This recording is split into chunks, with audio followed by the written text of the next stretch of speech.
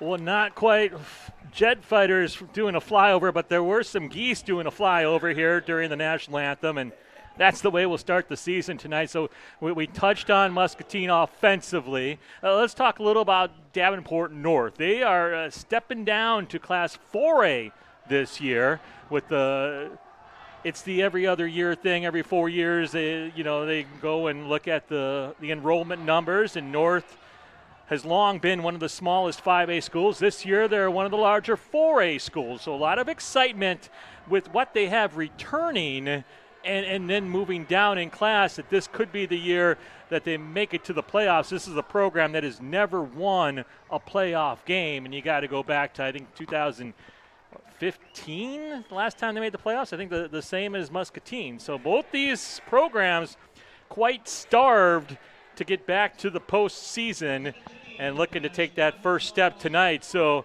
Muscatine won the toss, and they want the ball, so we'll get an early look here at Gage in this offense. Seth Ryland will be the running back. He'll sure get a lot of the action, and we'll just see what they have in store for us here in 2025. North wearing the all blues, gold helmets. Looks like some new uniforms for Muscatine. I'm liking the pants. Little white stripes down the pants this year.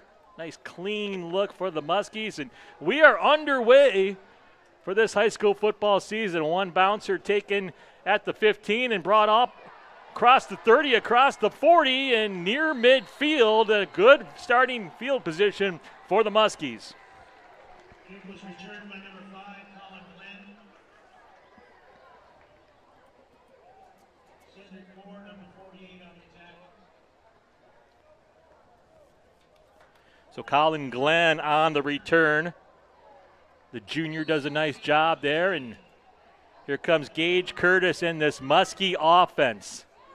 Ground and pound.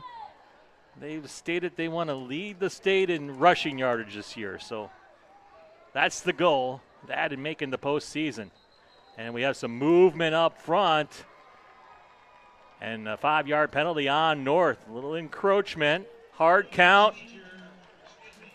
We might see a lot of that. Week 1 of the season always seems to bring out the laundry, and Muscatine has a tendency to go on some hard counts. You'll see some movement at the line of scrimmage, changing formations, trying to lure the defense into that free 5 yards. So our 1st and 5 now for Curtis and the Muskies. And goes in motion, give up the middle, and that's a first down, nicely into North territory. A good start for this Muskie offense. Seth Ryland rumbling for about 7 yards.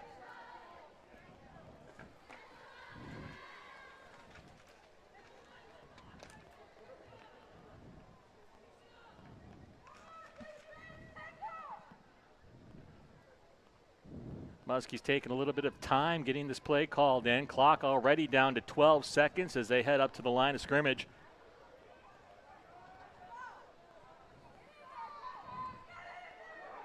Snap, give up the middle, a little bit of running room there, and another 6 yards for Ryland.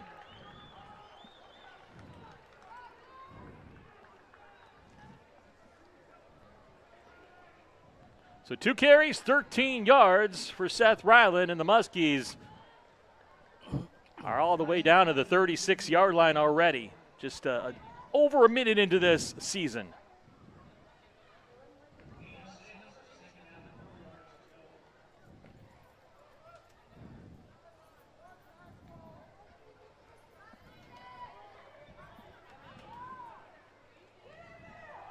Turn to give up the middle and close to a first down. I think the Muskies are moving the chains again, a little extracurricular here. On the near sidelines, no flags come of that. So Gavin Wade picks up the first down on the 3rd play from scrimmage.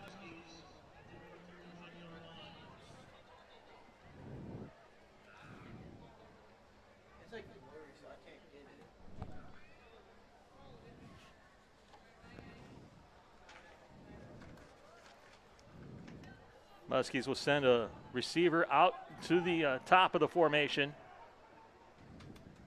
3 men in the backfield, all stacked. The give is to the last man, Wade, and Wade is stacked up this time. No gain on the play.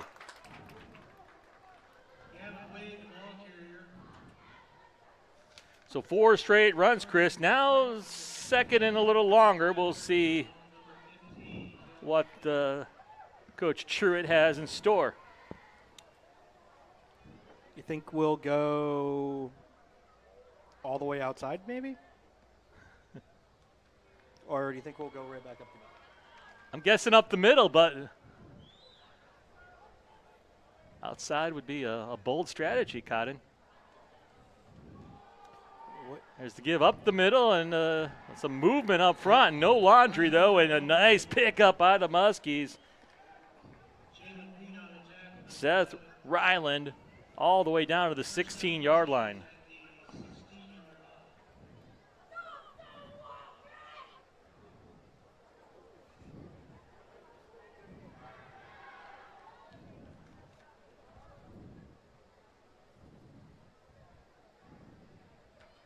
Three minutes into this ball game, the Muskies knocking on the door here inside the red zone, first time this season. 2 men in the backfield. Curtis gives off to Ryland. Ryland gets tackled by the shoestrings and is still able to pick up about 3 yards on the carry.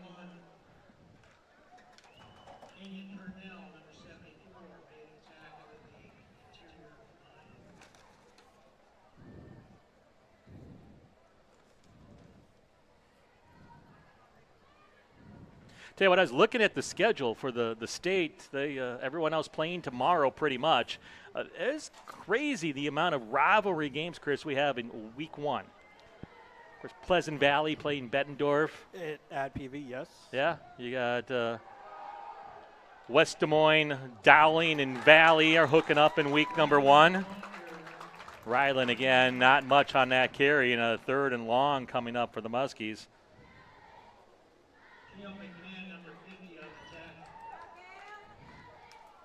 But Iowa City High and Iowa City West playing in week 1 for the boot.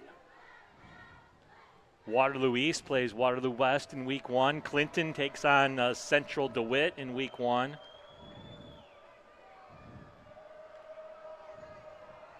Big 3rd down here. They're calling it 3rd and 4. Curtis turns, gives to Ryland. Ryland goes up the middle, stretching. I think he has it. Referee on the far side of the field seems to have marked him down to the 6, and that will be a first down.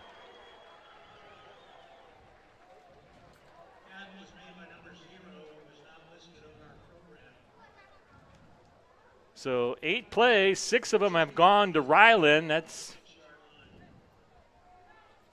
kind of Ty Kozad-esque here. The turn to give, this one snuffed out by the Davenport North defense as the give was to Griffin Hubbs. The junior gets his first carry of the season and loses a couple of yards. Griffin Hubbs, the ball carrier number 9, led by number 0.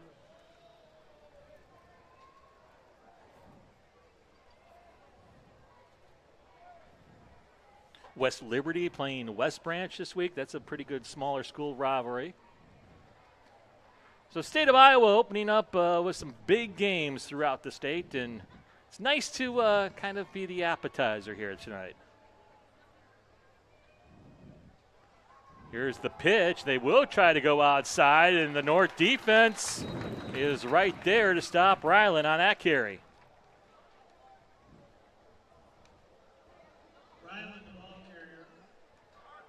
Marked down at the 7-yard line, so 3rd and goal from the 7, and it looks like a passing situation. We'll see if the Muskies put it in the air for the first time this year.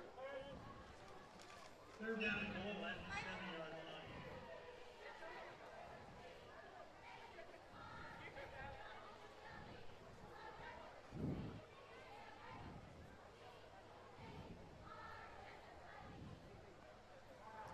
The turn, Curtis keeps it. Curtis is going to throw. Curtis has a man wide open in the end zone, standing all alone by himself, and the Muskies are on the board. Levi Butson was wearing the cloak of invisibility and scores the touchdown, standing all by himself.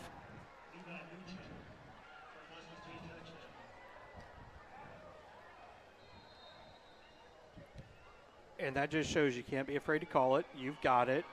Let him know. That was a Harry Potter reference, Chris. Hey, you know what? I had no idea. I noticed. The silence was deafening. Here's the extra point kick up and gets through. So 5:35 left in the first quarter. The Muskies, how about that? First possession, they take it all the way down and score the touchdown. and they do it through the air. 5:35 remains in period number 1. Muscatine 7, North Stadium.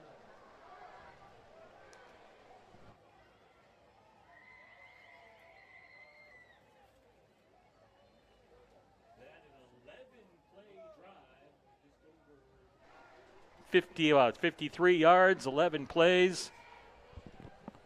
And the nice thing, it looked very consistent. It looked well thought out. It looked like they knew who they were and what they wanted to do.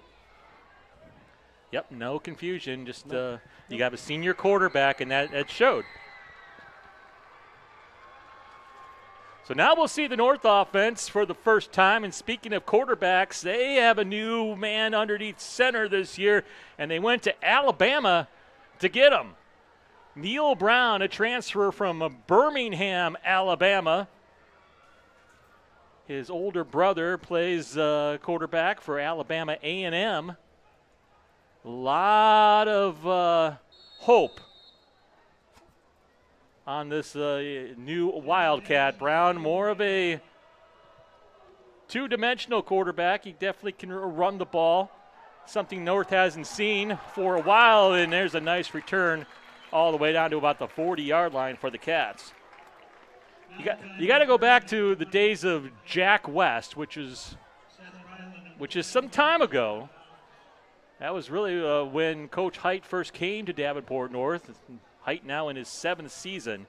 So Jack West, really the last time the Wildcats have had a two-dimensional quarterback, somebody that can run and throw the ball. Now, they've had some great arm slingers the last couple of years who are now playing college football. Of course, Kaz Rabarchek, who holds every record North has passing the ball, is a freshman at Northern Iowa this year.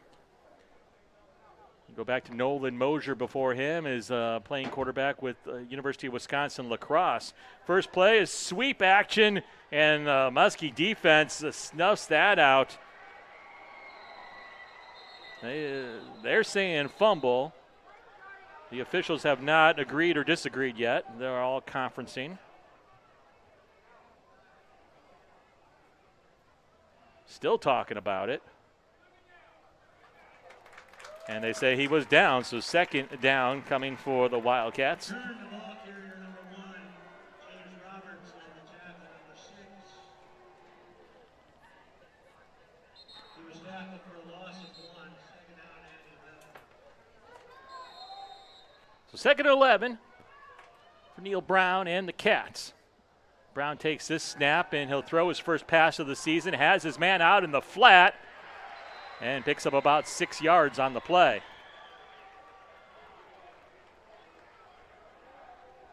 Neil Brown's pass, number 10, picture number 14. Number 14 not listed on our program. And I was waiting for the PA announcer because number 14, the man who caught the ball, is not in bound or the program, so we'll try to figure out his name here in a little bit. Brown this time goes again to number 14. And that's a nice pickup all the way down to the 30-yard line.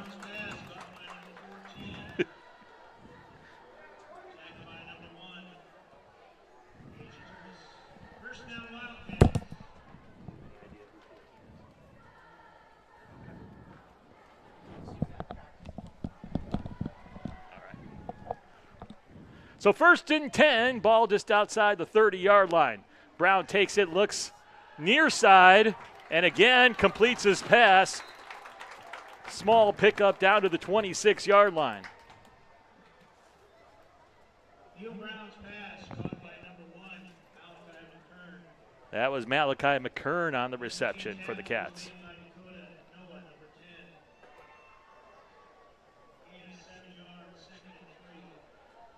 Second and short here for the Wildcats, trying to answer the Muskies' early score. About 3 minutes to go, first quarter. They'll go Derek Pena this time.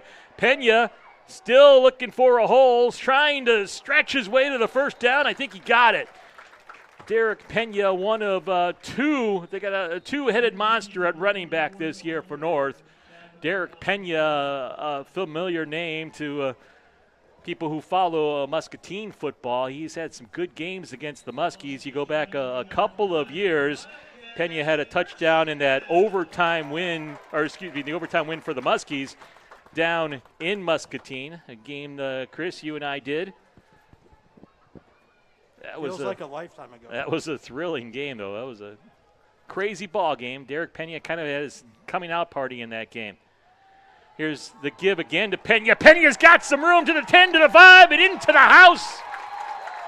Davenport North ties it up.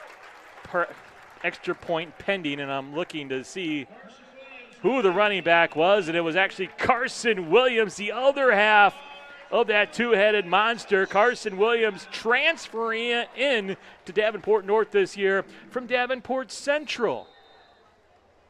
Williams had over 700 yards rushing last year for the Blue Devils.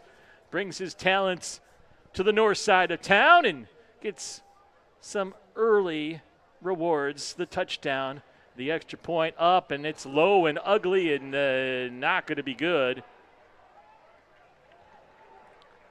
So the Muskies hang on to the lead by the narrowest of margins, 7-6, 2:33 to go here in the first quarter. Well, Chris, both offenses have come out, and first week of the season, no problem. March the ball right down the field and put points on the board.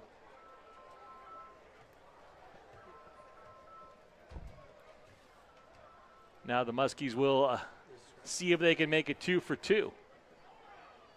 Beautiful night here in Davenport. Temperatures in the mid-70s. The sun setting right now. Hardly a cloud in the sky.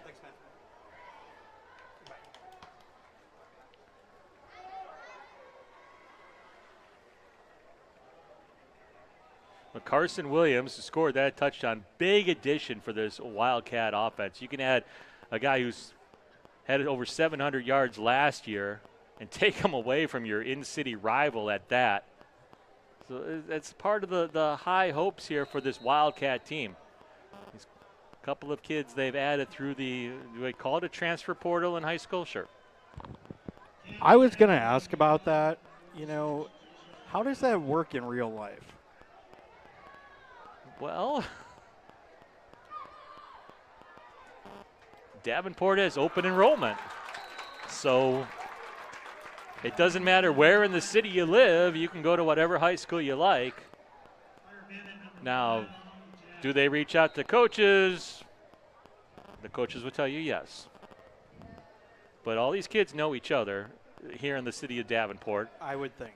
And they played with each other in basketball and football throughout the youth sports, and I think it probably happens by buddies saying, hey, come join us. And you know, we don't get that much down in Muscatine. No. Maybe every now and then someone leaves for Arizona, but no. Wow. Accurate. There is the first sack of the season. Losing the helmet in the process. Big number 70 pulls down a sack.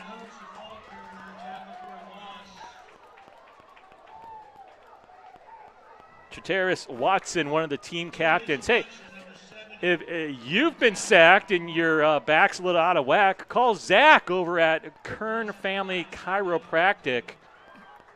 He'll get you readjusted real quick. Kern Chiropractic, located just north of Brady Street Stadium.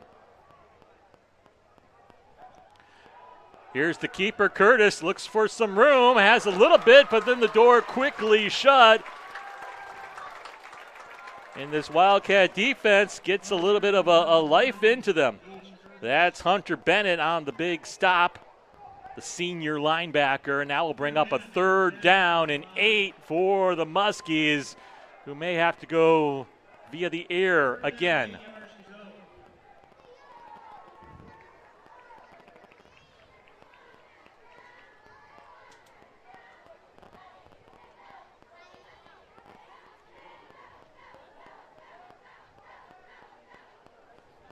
They'll go 2 receiver, actually a 3 receiver set. Out of the shotgun is Curtis. Curtis back to throw, under pressure, swings it out to Ryland, and Ryland's caught in the backfield. And the Muskies will have to punt it away. Final minute of the first quarter, and the North defense comes out much tougher on that possession. That will make defensive coordinator Coach Fisher much more happy.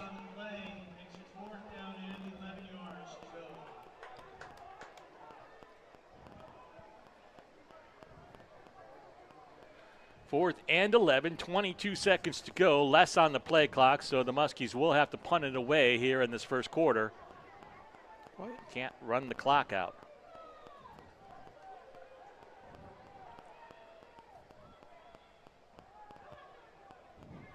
And that ball is falling and not going to be touched by anyone. Falls out of bounds down around the 28-yard line as the clocks show 0.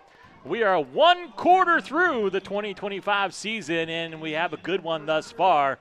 The Muskies on top of Davenport North, 7-6. Impressions of this first quarter, Chris?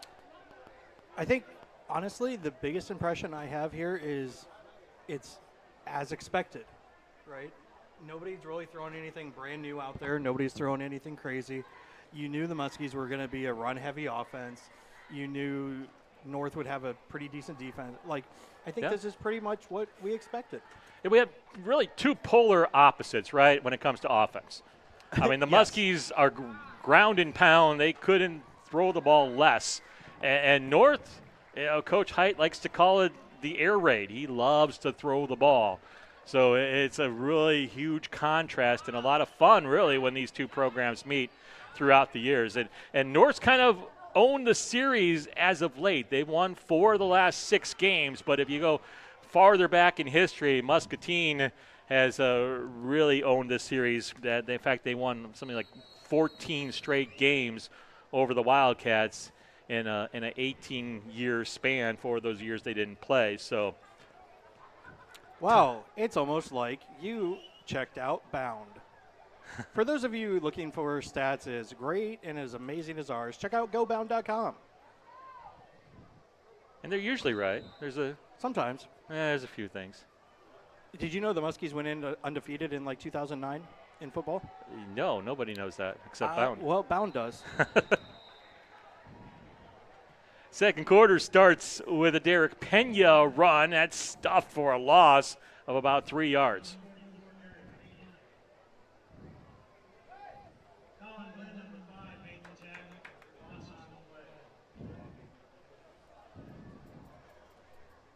Pena stays in the game, lone running back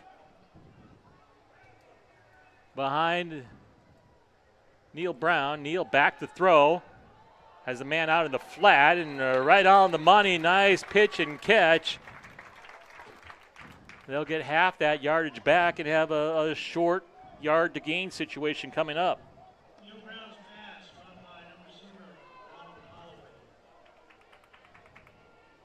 Holloway on the catch. Donovan Holloway, the junior wideout, 6'1", 180, and this time they'll go right back to him, dancing around, but picks up the first down, still on his feet, all the way up inside of the Muskie side of the field, just across the 50-yard line. So they've gone short a couple of times. Now you look deep.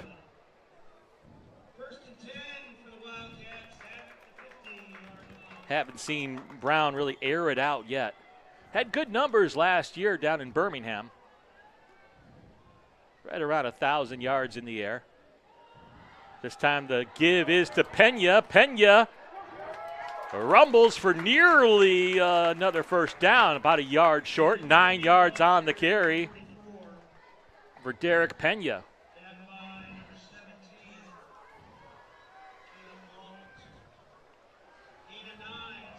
Neil Brown already has an offer as a junior from Alabama A&M. That, of course, where his brother plays.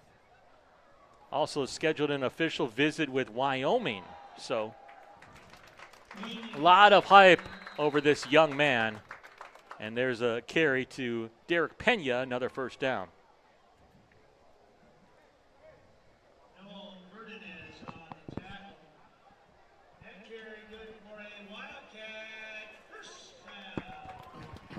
Welcome to those of us joining us. Those of you joining us. That's what I was trying to say. Yes. On MPW Cable Channel 3. Sorry, it took us a while to get that connected. YouTube was having a little bit of trouble pushing it over to us. Brown, another throw and another completion. This time Malachi McKern has just enough for another Wildcat first down.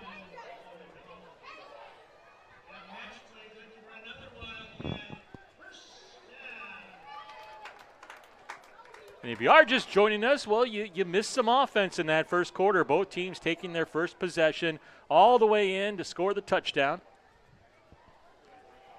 Here's Brown throwing a little bit high, pulled down inside the 5-yard line. The Wildcats are knocking on the door again. But there is a flag on the field.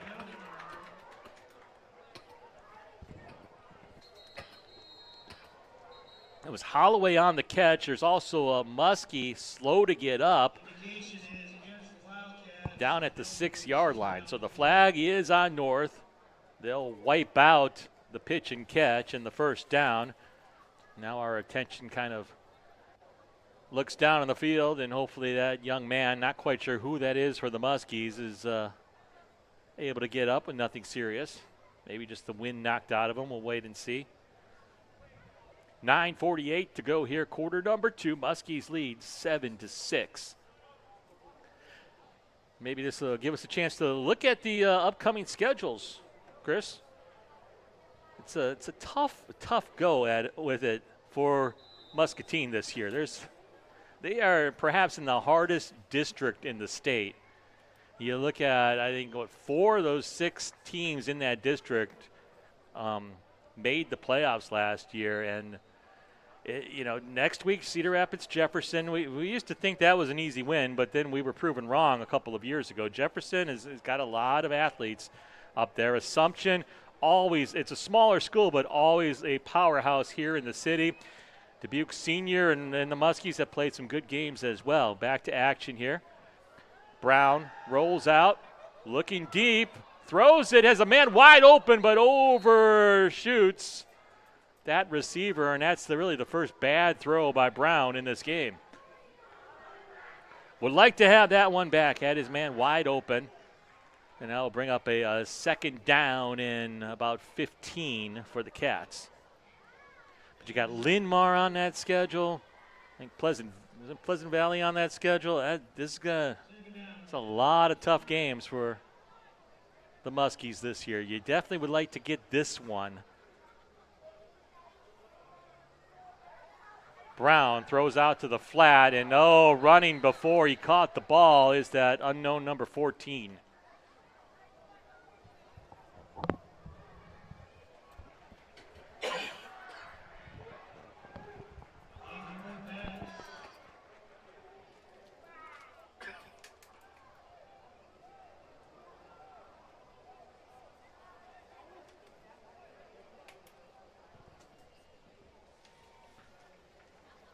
So 3rd and long, we'll see what Coach Height dials up. Coach Height, again, calling the plays this year. He took a couple of years off of that duty and decided to do it himself again this year. They'll give the ball to Pena. Pena up the middle, has some room, and one tackle away from getting the first down. That will bring up 4th down, and we'll see what Coach Height decides to do here.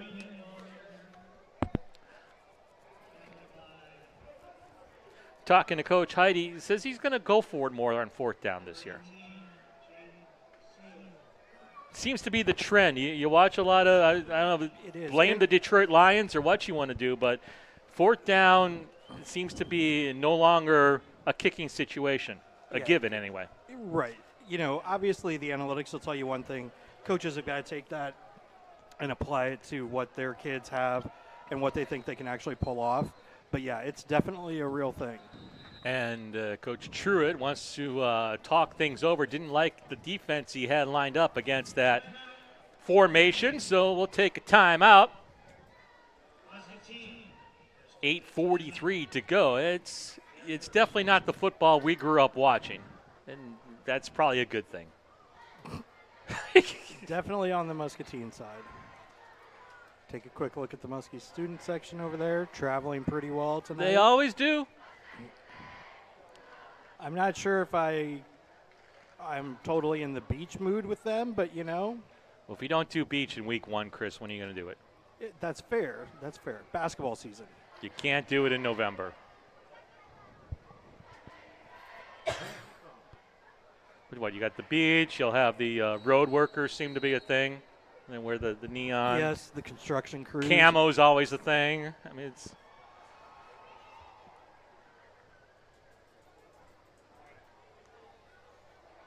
Love the enthusiasm. Maybe some more originality, though. Is that what we're saying? Oh, I don't know. Yeah, You got to remember the student section fully turns over every 4 years. True. So, Well, you hope it does anyway. yeah. That's the goal. Brown going to keep it on 4th down, up the middle. Brown's got the first down, and it's a somersault down towards the 5-yard line. So there's that dual threat quarterback that we were telling you about right there. We've seen his arm. That's what else Brown can do. He can pull it down and very elusive. That's something Wildcat fans really haven't seen again since Jack West was behind center. Here's this time to give to Pena, and Derek Pena stopped right away, and helmet comes flying off of the big Wildcat tackle, so he's going to have to leave the game for a play.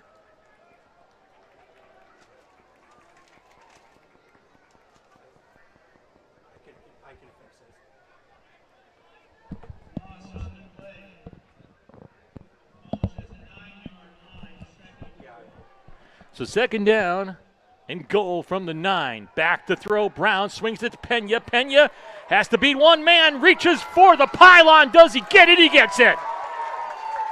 Touchdown, Wildcats.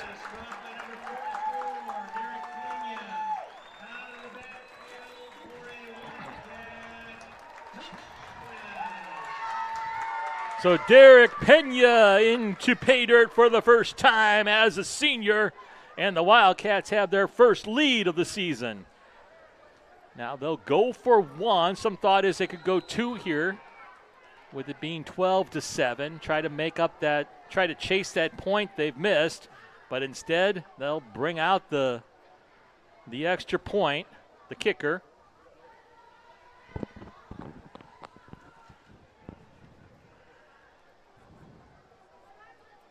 That kicker, Camden Razzo.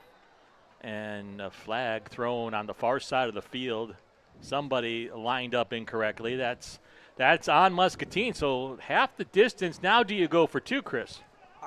I would seem to think I probably would. And it looks like Coach Height agrees with you. The kicking team coming off. Carson Williams runs onto the field. And here comes Neil Brown.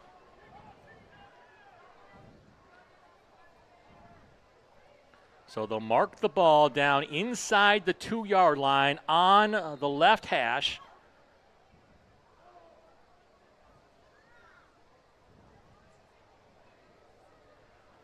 Wildcats will send wideouts to both directions. They'll bring an H-back into the game, and now Coach Height is going to call timeout maybe? He does take the timeout. Didn't now. Coaches using those timeouts when they don't like what the defense is presenting to what the play was called. And I respect that. So many times we see timeouts. Again, we always say you can't use the timeout at high V. You cannot. And that's what I was just thinking is like there's only so many scoring opportunities available in a football game in reality, right? And so if you're realistically looking at getting the score back to an even touchdown spread, you can't miss this. Yeah, you got to have your best play called right now. And so Height spends his time out. Both teams have used 1 thus far, still have 2 to go in this first half. And we'll see what the coach dials up. Again, Williams in the backfield. Now they're going to move the ball to the middle of the field.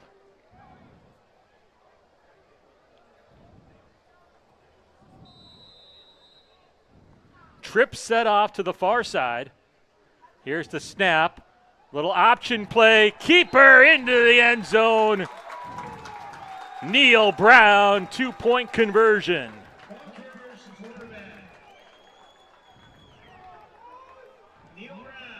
So a little option, little speed option look from the Wildcats.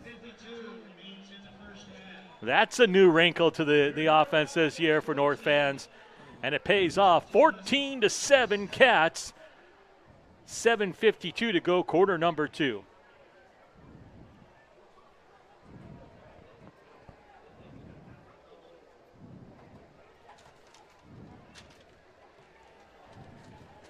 Well, I was talking about that district, and I don't know if we have that or not. But We do. well, maybe we could talk more about it at halftime, but just for a moment, just to take a look at the new districts this year. And if you're a Muskie fan, wow. You get Iowa City West, you get Pleasant Valley, you get Linn-Mar, and you get Iowa City Liberty. All 4 of those teams were playoff teams last year. Yeah, and you look at that across. I know it doesn't, but imagine if you were taking that across all the sports. That's a strong group of schools. Yes. I mean, I know it doesn't work that way, but No, those are Pleasant Valley traditional power, Linn-Mar traditional power, Iowa City West always good.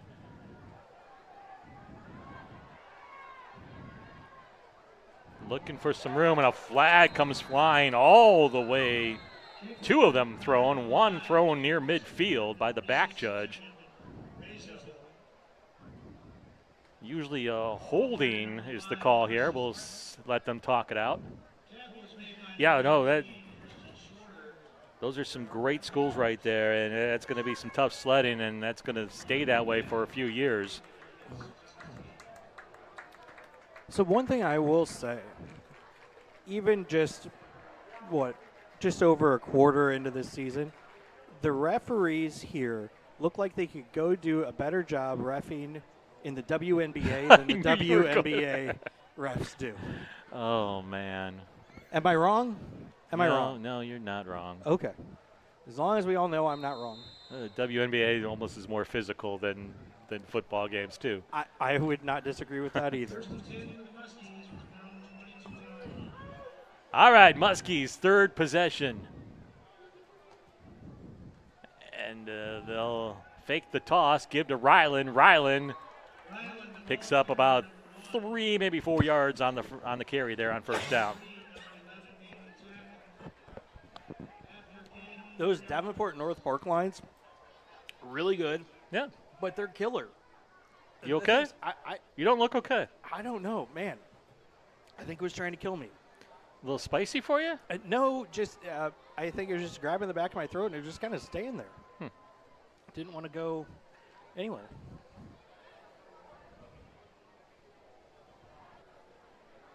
Second and 6. Some movement up front, no flags.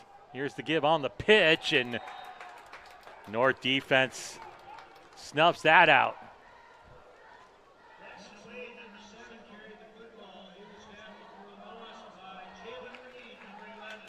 Wade on the carry, Reed on the tackle. So we have an answer to number 14. We do. That is A.J. Taylor. That comes from my son, who is part of the sophomore team, so I'm going to trust him on this. Maybe someone could go upstairs and tell the PA announcer. A.J. Taylor, number 14. So we apologize to A.J.'s family if they've been watching. We've got that name as quickly as we could. And here's a nice carry by the Muskies. Pushed out of bounds, but not after about 17 yards. That seemed like a short 17 yards. Yeah, you're right. It was more like 14. Well, it was a long developing play, but it didn't feel like it was going that far north and south. No. So 1st and 10, ball spotted at the 41.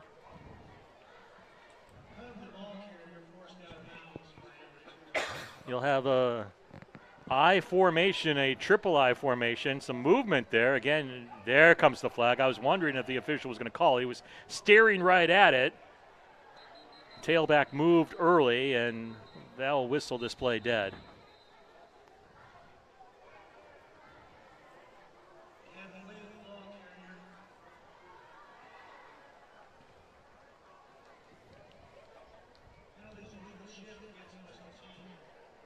So they'll push that back 5 yards. And this is we talk all the time. The Muskies offenses look good tonight. There's no doubt about it so far, but it's not an offense built for 1st and 15 for long yardage. So we'll see what they dial up here on this play. It's got to be minimum 2 yards a play, averaging 4, and just ground and pound. But again, Gage Curtis has shown the ability to throw the ball. You just really would like to see it more.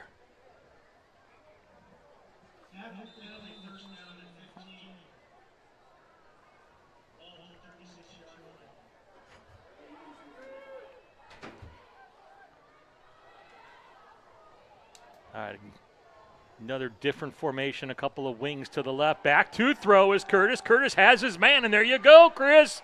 First down, Muskies through the air. That's all you can ask for. Newell Yates pulls it down and moves the sticks.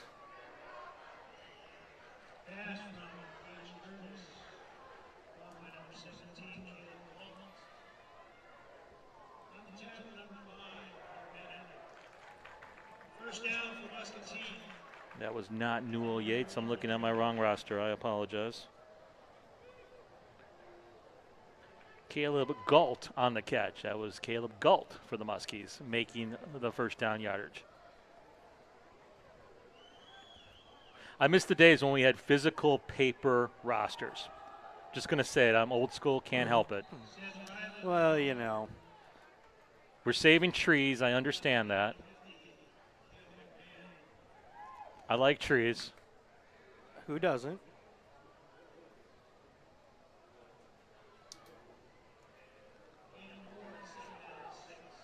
So 2nd and 6 for the Muskies.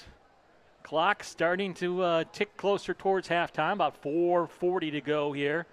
Muskies in no hurry. They would love just to march this down, take out the rest of this clock, and tie this game up going to halftime.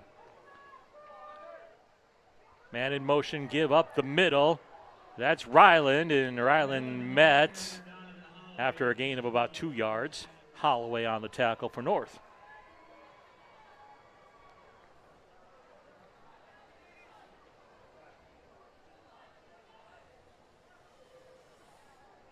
Now, I can't help but notice down here on the north sidelines, they have a nice little setup there with a flat screen, big TV. Remember we did a game at Linmar a few years back, and we talked about that was really the first time I saw that on the high school level, but the Wildcats have adopted that. Now they're able to look at plays and highlights pretty much in real time. Correct.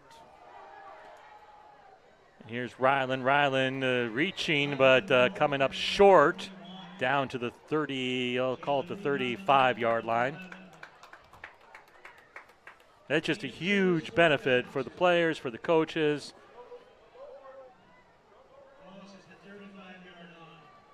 So, what do you think? 4th and 2, 3 minutes left. I think you go for it. Without question. You're definitely going for it. We'll see. I think they're probably keeping it on the ground as well. That was the implication. And I wouldn't, yeah. And they're taking some time. I think we're going to see a timeout called here in about 5 seconds. They're letting the play clock run all the way down, and we will have a Muskie timeout.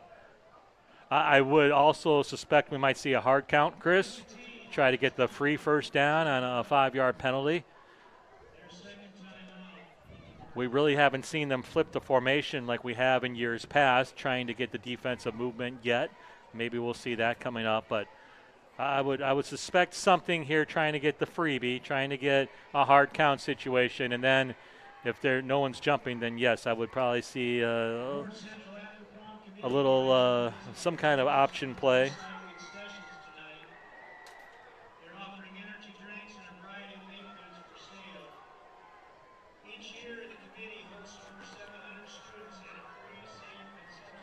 So we talked about that schedule a little bit. Cedar Rapids, Jefferson, the first home game of the year next year, and then a trip back out to Davenport to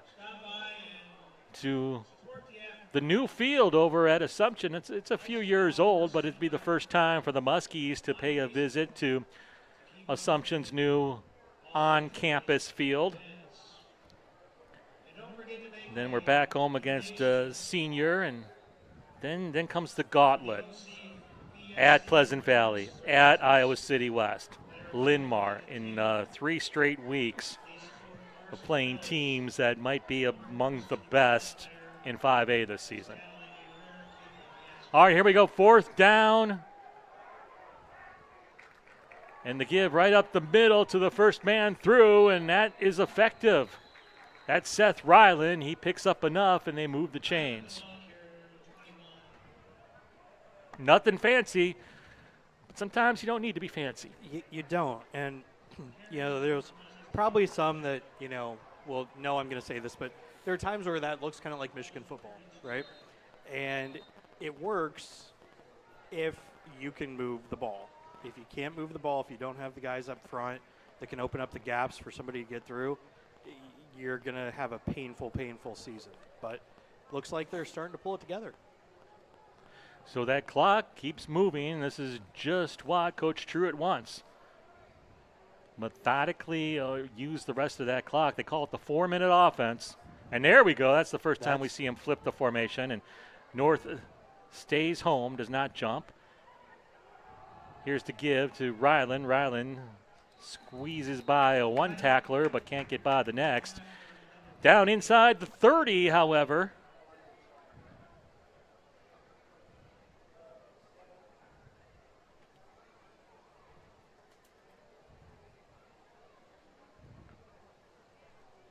And it's especially important because North is a quick strike offense. You give them a minute, they can get down the field. 2, North will start the second half with the ball, so you definitely don't want to give them an extra possession here when you're already trailing by 7. Now they'll flip the formation again. Play clock down to 2, got to get it off. They just do. The give to Ryland, and Ryland has nowhere to go. Wildcat defense snuffed that out. Now Coach Height will call a timeout. That's North's second. They still have 1 to go as the Wildcats know they can score quick and they want to preserve some time to get the ball back. And now the Muskies are faced with a 3rd and 6, likely a 2-down situation to try to pick up that first down. But also you're down to, a minute 37 now. Now you kind of got to push the ball a little bit more as well. You can't slow play this.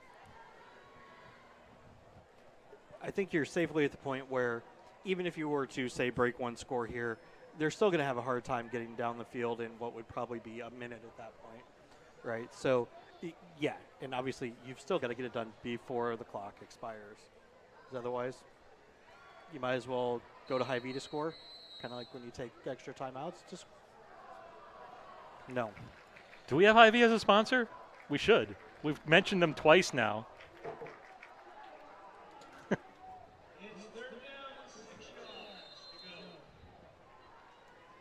All right, 3rd and 6. We'll see what Coach Truitt dials up.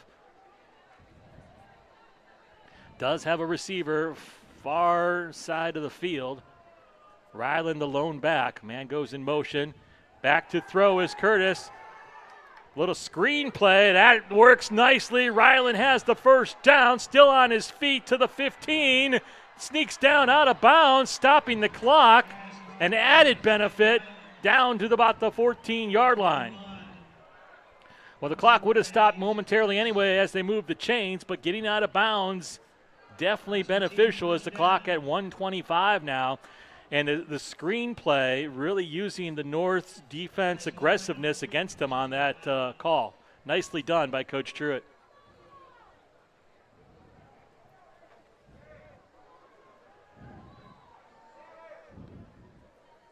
First down, wide out towards the near side. Here's the little pitch. And North's defense is all over that one. Loss of a yard for Ryland.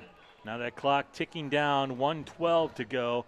Both teams still just one timeout remaining in this first half.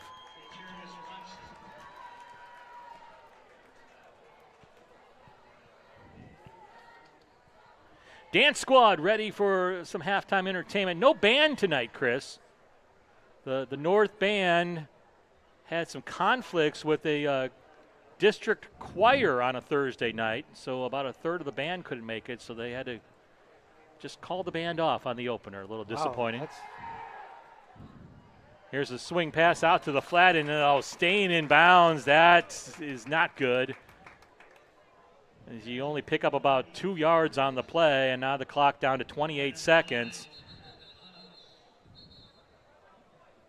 And the Muscatine Muskies will take their final timeout with 27 seconds on the clock. Now, I'll tell you this. If I were playing Madden right now, my strategy from here, probably 3 Hail Marys till I got it in. Can you call it a Hail Mary from the 12-yard line, Chris? Yeah, it's the play call. Like, okay. I mean, it's the 4 streak. Like, yeah, okay.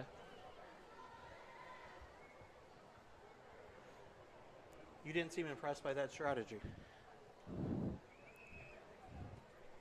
Well, I'm wondering what kind of kicking game the Muskies have this year. I have not got the scouting report on the kicker. There's no kicker listed in bound.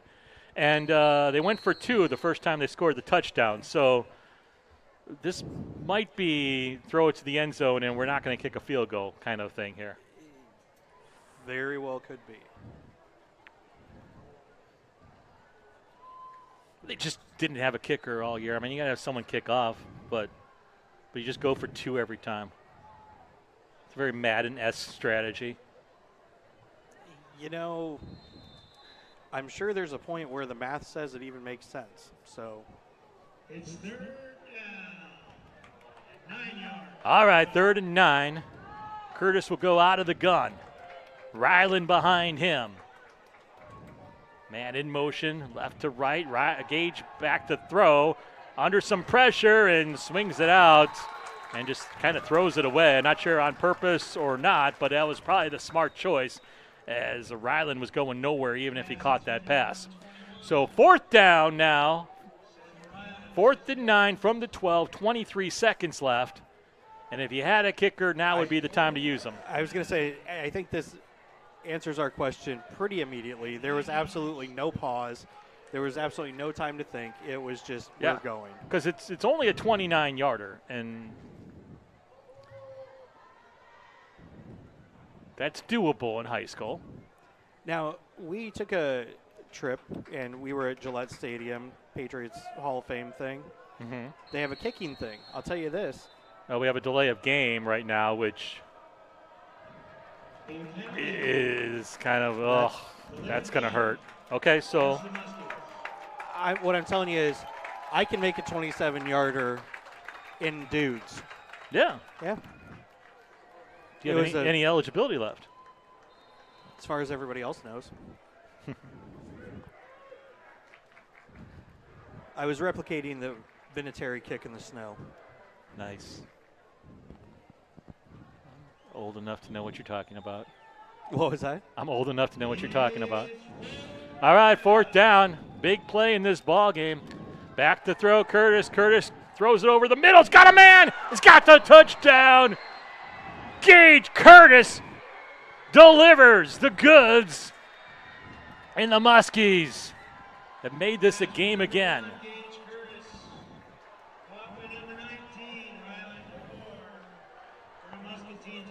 Gabor on the catch.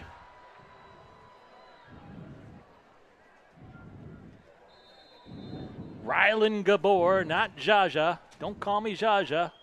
I think that's a pretty safe bet. Now, are you old enough to get that reference? I am. You are, but we lost half the audience. Extra point is good. There's your kicker.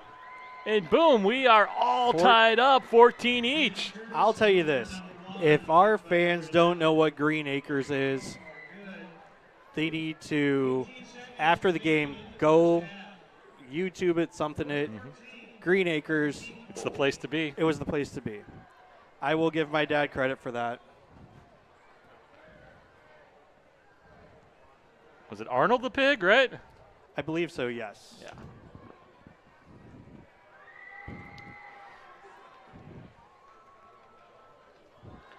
So 18 seconds left, and barring a nice return here, the Wildcats really don't have a lot of time to do much. They do still have one timeout left. Oh, yeah. Yep. We'll see what the Muskies decide to do kicking this off, if they just kind of do with a squibber and try to prevent that return. That would have been my gut, but we also all know that my gut's always wrong. So Carson Williams back to return it. That's a short kick. Taken at the 16, out to the 25, and stopped there at about the 32-yard line. 13 seconds left. We'll see how aggressive the Wildcats want to be with that one timeout.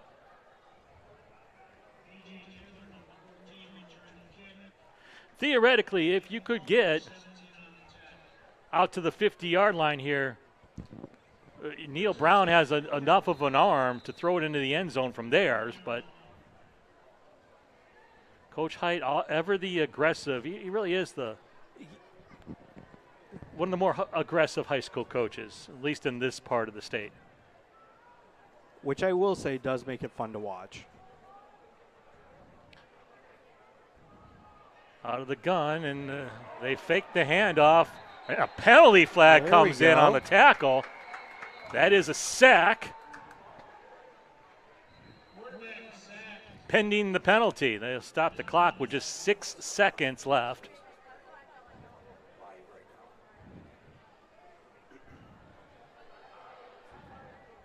Personal foul on the Muskies. So that opens up the door a bit for the Wildcats to heave it down into the end zone and do that Madden-esque Hail Mary play. You know, and this is one of those things, you know, as I look at the math on this, the chances of an interception coming back, minimal, as long as you've got your linemen paying attention. So for me, this is a no-brainer. What the heck? Throw it up. Let's see what happens. Farthest defender standing on the 20-yard line for the Muskies. They know what's coming as well. And now the clock reaches 0, so I guess we started the clock after the penalty. And so much for the fun Hail Mary. There'll be no fun here to end the first half. We do end the first half all tied up, though, 14 apiece. And what has been a fun ball game to cover thus far. It absolutely has. So, Roland, one of the nice things about halftime here is we've got a special guest. Yeah. So we're not going to have to talk the whole time. We're just going to turn it over to Joe because he can talk everybody's ear off. But Okay. No. So Joe Braymeyer from Joe Braymeyer Presents is here. He's actually, it looks like he's live streaming on TikTok. He is live streaming our live stream on TikTok. Guys, go over to Discover Muscatine, go to their Facebook page, and for no good reason, these guys invited me to come on the halftime show here at the Davenport North Muscatine game. Yeah? Okay. So, halftime just started. I'm going to hop over on Discover Muscatine's Facebook page with Roland. Roland. Roland Glenbein. Well, I know, Chris. Chris, I'm excited to get to know Roland. So, we're going to do that. See you Okay, over as soon there. as he's done with his TikTok, folks.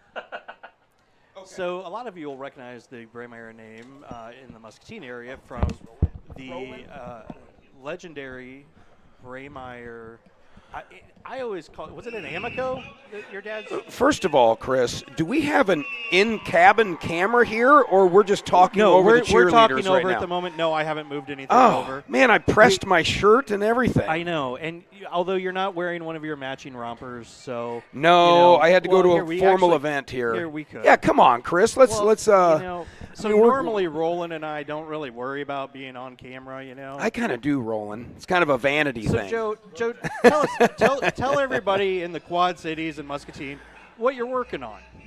Well, first of all, hello, Muscatine. As a Wilton boy myself, I always kind of looked at Muscatine as kind of the older big brother.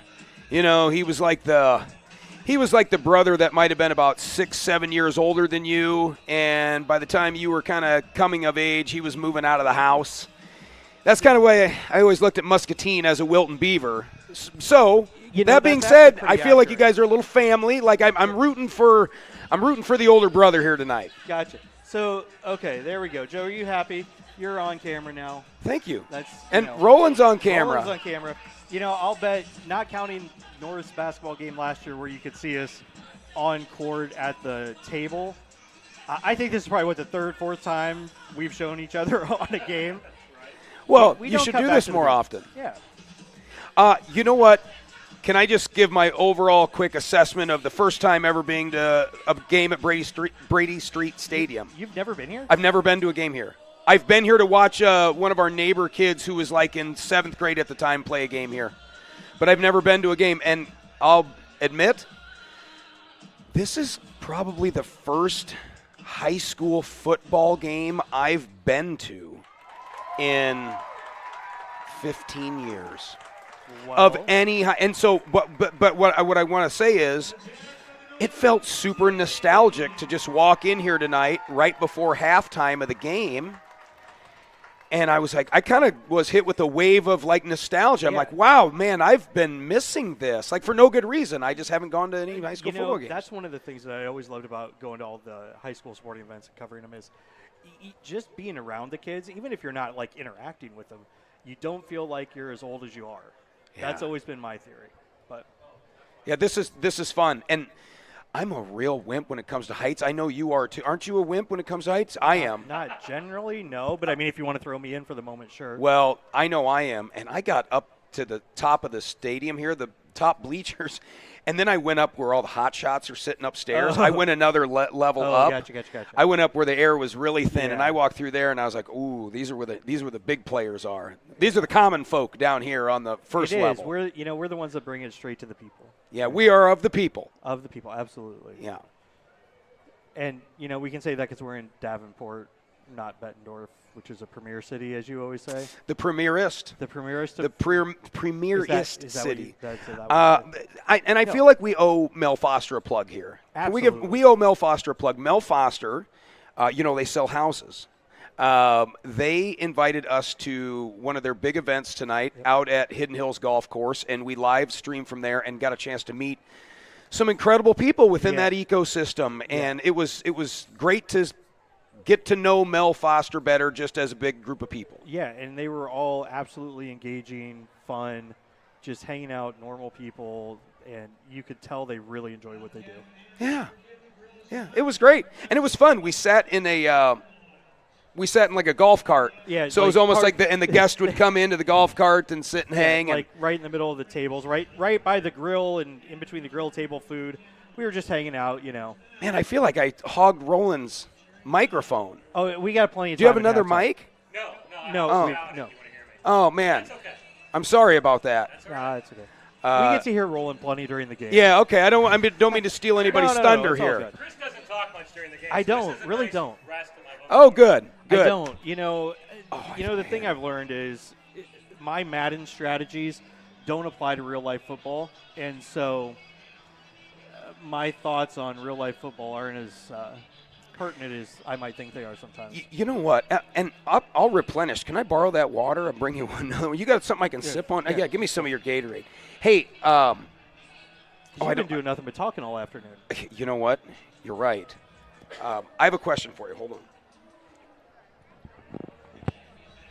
Yeah, and I came in the back way because that's how GPS told me to come. Like, I don't know if that's the right way. I came down that road, but I had to go around a bunch of barricades. Yeah. And then I got to the end barricade, and it was completely barricaded. But luckily, there was a constable right there, and he gladly moved the barricade for me. He let me through too the second time I came back after we set up. They're building a new baseball stadium over there for Davenport Central. Oh, Park. Roland said they're building a new baseball stadium over there. That explains it.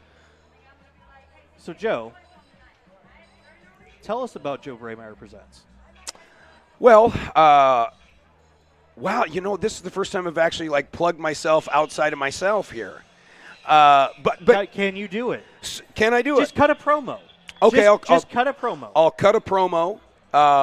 Joe Braymeyer Presents started about 6 months ago because I felt so pent up with so much work angst. I felt like my creativity gland was really being Couldn't you just squeezed. hopped on a treadmill and burned off some energy? No, I just was super bummed, man. I didn't feel like I was creating anything. Hold on. We have to explain. You own Treadmill Heroes. I own Treadmill Heroes. So there's the plug. Like there's literally 1,000 treadmills hanging out in a 5-foot tall Wolverine. And neither one of us has ever used it. No. Yeah, so my main gig is Treadmill Heroes. We're in our 16th year. We sell exercise equipment, new and used, all over the Quad Cities, and we sell saunas and all that fun stuff. And so the Quad Cities has been very good to us for 15, 16 years now. And but I'm at a point where I'm able to step away for a few more hours a week because I've got a really good staff there. And it allows me to start this thing called Joe Braymeyer Presents, where I just feel like there's so many good people and businesses around the Quad Cities, Eastern Iowa, have you, and there's so many good little stories to tell, hidden in plain sight kind of thing. And so I thought, why don't I just start inviting people in one at a time, and let's just sit down and chew the fat? Like I say this to a lot of guests, like, I know you, but do I really know you? Like, and in this day and age, when was the last time you had a chance to sit down with somebody for an hour, mano-a-mano, with no possibility of intrusion, provided no tornado comes ripping through? Like, you are completely undistracted. You are in an intimate conversation with someone that you're getting to become a fan of in real time. And man, you take the headphones off after an hour and a half, and it's spiritual, baby. It is. I mean, when you have a good conversation, it is spiritual. I'll tell you. So we met through Adam Means. A lot of Muskie. And go get him, Adam. Dig that stuff up, brother. Man, he's digging for some treasure. He's going to find it. He's going to find it. In Cincinnati. He's going to find it. I know it. Anyway. I can't say anything. So, I'm up there, and then all of a sudden we hit it off. And I will say this. Your enthusiasm is ridiculously crazy.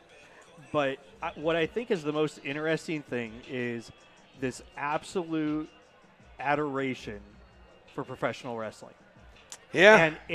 And here's the thing. It's not from a, excitement flash dash. It's appreciating the art form that it is. Yeah. And the behind the scenes and how it all happens, how it all comes together. I got to sit and watch. You have a conversation with Hollister. Yeah, that was great, wasn't it? It was. And, he's a guy who's been a local professional wrestler for a long time. Oh, yeah. 15 years probably. A while, yeah. I mean, he's just been in the trenches forever. Yeah, and just the stories he told and, the ability to just say, hey, this is what it is. You suspend disbelief just like you do when you're watching any television show, right? Yeah. It's just a matter of how you're doing it. And just seeing that and how you guys were both able to, because of your fandom of it, let an average person just listen and go, hey, that's kind of cool. Look at it a different way.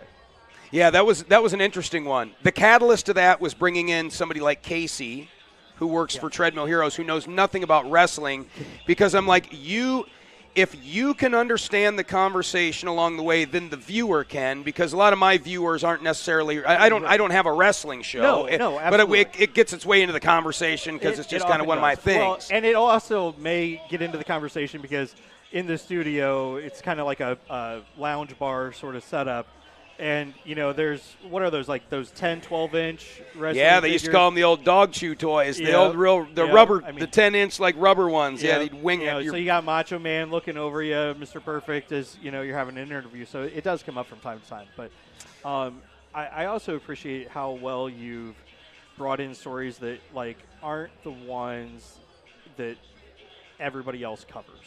So it's something different. It's something fun.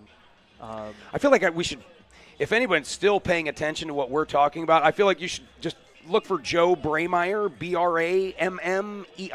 Maybe you could put my name up on the screen. Can you put my name up there? Links. Anyway, man, I feel like we're cooking with Crisco. I don't want to miss out on a post-production event. Yes, absolutely. That's what we always No, go so for. anyway, you can follow me but I appreciate you saying that. It's I'm having so much fun with it. Like, I feel like I have this creative output where I don't feel like I feel like my creativity heart is really full right now, and I feel very blessed to be able to be in a spot in my life where I'm given an opportunity to go after something I've kind of thought about doing my whole life. Well, So. and folks, if this doesn't get you excited about it, I can tell you this. He always comes dressed for the occasion.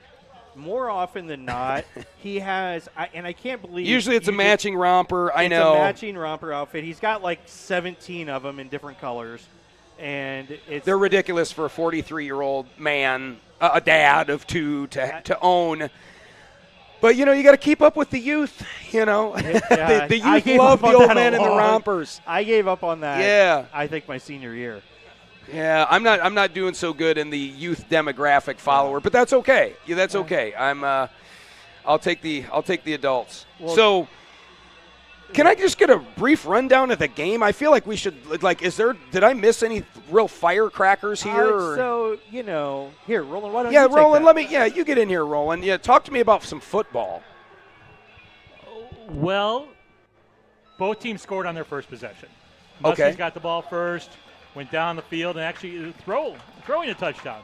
For a running team, they went in and Gage Curtis, touchdown pass. North answered right back, scored a touchdown, missed the extra point, so 7-6, and then it's just kind of been a back and forth game. Now we just been a nice little back and forth sparring match, huh? Not a lot of penalties for the first week. Sometimes you see a lot of penalties, but it's been a pretty clean ball game. Of course, there was that 15-yard penalty at the end there, that face mask. But it's been a fun game to watch, and it's 14-14, and it seems like whenever Chris and I do a North Muscatine event, which is what we've done like 3 or 4 of them now, it always ends up being like right down to the end. We had an overtime football game a couple of years ago. We did a basketball game last winter that went down to the last shot. So I'm just going to say it's us that provides the entertainment out there. It's like they're inspired and they got to put on a good show. Can I say real quick? Yeah.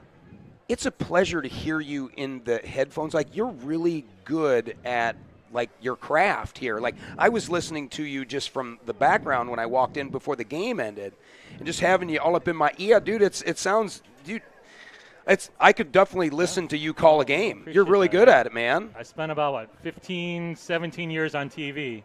So yeah, it shows, man. Yeah, it's been a while since I've done it, the TV part. But yeah, I love doing this for sure. Are you just in general? Are you just a football nerd, or are you more of a sports nerd in general? More sports, but yeah. Who doesn't love football? Yeah. Yeah.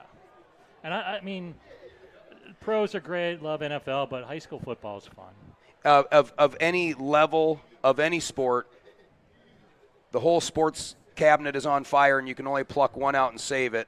What is going to be the one you can't live without? Yeah, what sport or what What level sport of sport? And what level within that sport? So I want specifically, I want college basketball or, I don't know, the Baltimore Ravens, the NFL, right? What would it be? Would it be a pro sport or that sport in a college or high school setting? Right now I'm feeling college football. Yeah. I'm feeling that is, maybe it's just because it's that time of year, but I went to Iowa, and there's just something special about Saturdays and college football. College game day has become part of modern day pop culture. Mm-hmm. College Game Day figured it out where you don't necessarily have to care about either one of those teams, but you're tuning in for the party, the kick challenge, the Pat McAfee's. Like, you're tuning in for more of the sizzle than the steak. And college football is really benefiting from those type of programs. And there's the U's out there. The U's out there are what made college football in the mainstream. The rivalries, it's so much fun. There's the stories, the history, and most of us have gone to college, so we all have kind of a piece of the pie, right? Yeah. So. Hey, yeah, man. I would say that, but I would hate to miss any of that. I would hate to miss the NFL or especially the high school nights. And now my son's a freshman, so it's going to be really into high school the next few years. So. Wow. Well, Roland, as they say in Hollywood, leave them wanting more.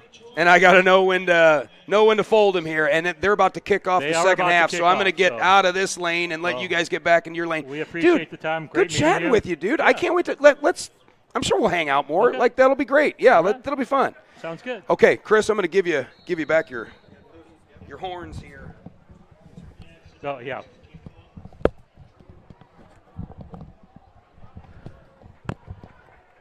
All right, and the second half is underway, and I feel rejuvenated. Do you? Always. Joe should have gone down into the locker rooms and got those teams fired up. That's what should have happened. Joe is like Rudy in a polo run. I'm telling you, I feel like a halftime speech is his cup of tea. So we have a flag on the first play, a little holding on the return on the Wildcats. So I mentioned how clean that first half was, and here we come out in the third quarter, and the opening kickoff has a flag. Way to go, Roland. I know. Old broadcaster jinx.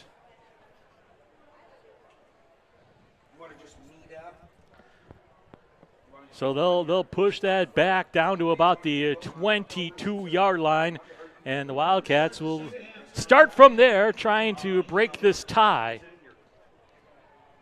Neil Brown, good first half for him. Has receivers both directions. And now they'll change the formation. And now the nearest receiver goes. And there's going to be a flag, and they're going deep. They have a man out there. The ball's caught down to the 40, down to the 35, but again, a flag. And I think this one's coming back. An illegal shift called on the Wildcats. Coach Height is onto the field disagreeing with it a bit. And the referee gets a bit adamant back at Coach Height. So that wipes out about a 35-yard gain. And it's back-to-back penalties on the Wildcats. Mark that one down there. That was a big play taken off the board for what they're calling an illegal shift. Now, they did move multiple men, but as long as those men were set before the runner went in motion, it should have been a legal play. However, it's called back, and the Wildcats will now face a 1st and 15. Brown, hands off. Here's Williams. Williams gets a couple off the right tackle, and not much more there. So 2nd down and long now upcoming for the Wildcats. Carson Williams, the ball carrier. Again, Carson Williams, the transfer from Davenport Central, had a couple big plays in that first half. He's one of those guys that can break one off and take it to the house at any moment. Real explosive running back. Sharing the time this year with Derek Pena, senior for the Wildcats. Brown out of the gun. Brown gives off again to Williams, and Williams breaks one off down to the 35, and he has the 1st down. So right on cue, Carson Williams moves the chains for the Wildcats. 1st down north. All tied up here, just underway in the second half. Good crowd on hand tonight here watching the opener. Thursday night football. Brown out of the gun. Brown hands off again. Williams looks for the hole. Cross the 40 to the 45 as he delivers the stiff arm. And Brown, not just a speedster, it's a big guy. Definitely delivers the blow. Hey, man. Good seeing you. Yeah, good seeing you, man. Yeah, We're gonna do this again. cool. Okay. Let's do it. Second down in short, a give to Williams. Williams has the first down. Williams down near midfield. So this first possession, it's been a heavy dose of Carson Williams. 49 and a Wildcat first down. Again, the give to Williams, a flag thrown at the line of scrimmage. Pickup of about 8 yards by Williams. We'll see who was offsides on this play. Now the officials meet. This may have been the Muskies in the neutral zone. I didn't see a starship anywhere, Roland. No? That's a Star Trek reference. Oh, yeah, I was never a Star Trek guy. I Star really Wars, wasn't either. sure, That was but like one of the few things I remember. I could never get into it. Yeah, I get it. I wasn't necessarily. Family members were. Sci-fi I was big jock growing up. Sci-fi was just not my thing. Like Star Wars, who didn't like Star Wars? Right. Han Solo was just cool.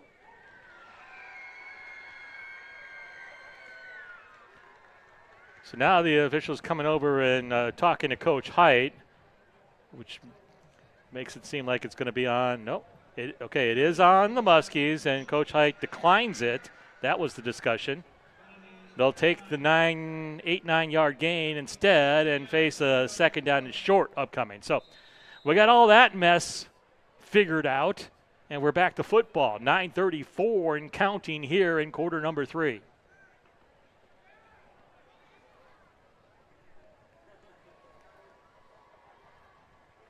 Pena into the game now. He goes in motion. Quarterback keeper design, draw play. Brown stays on his feet, gets the first down. Neil Brown all the way down to the 35-yard line. And this is a nice little drive put together thus far by the Wildcats. On the 34-yard line and the Wildcat first down.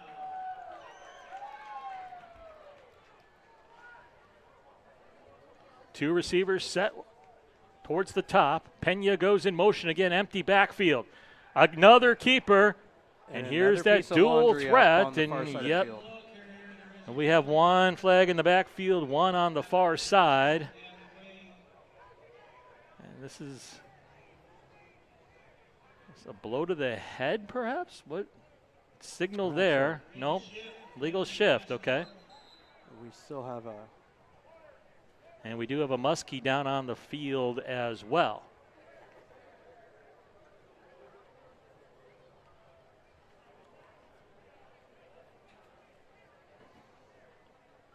So that flag will march the Wildcats back a little bit.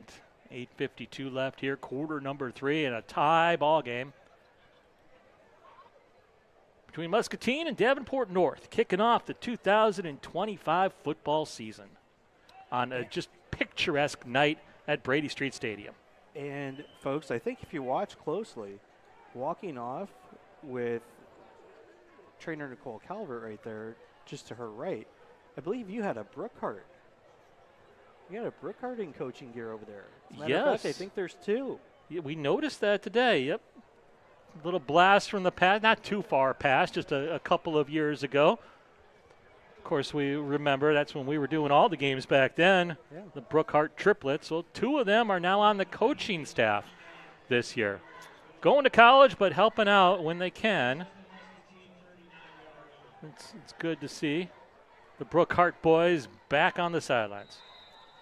I have great Brookhart stories, it seems. I've got one for you a little later. All right. High snap, pulled down. And it was a fumble on the play. The ball came loose. I think North got it back. So I was getting ready for the mobile food pantry that we do. I had a whole bunch of sheet goods in the back of my truck. Turned down North Mulberry. A bunch of it fell out the back. I was not thrilled. No. Out of the blue comes a Brookhart, helps me throw them in. And the worst part is, I know it was one of the twins. It happened to I'm not sure which one. I hate to say that. Here's Derek Pena on the catch. Pena still on his feet. Pena delivers a blow, never went down, and a little short of the first down, but a nice pickup there on the catch by Derek Pena. Yeah, I'll never forget that last game we did up in Dubuque against Senior, and coming back after breaking his ankle. Game number 1, Lincoln scoring that touchdown. They weren't going to play him unless they reached the 1-yard line.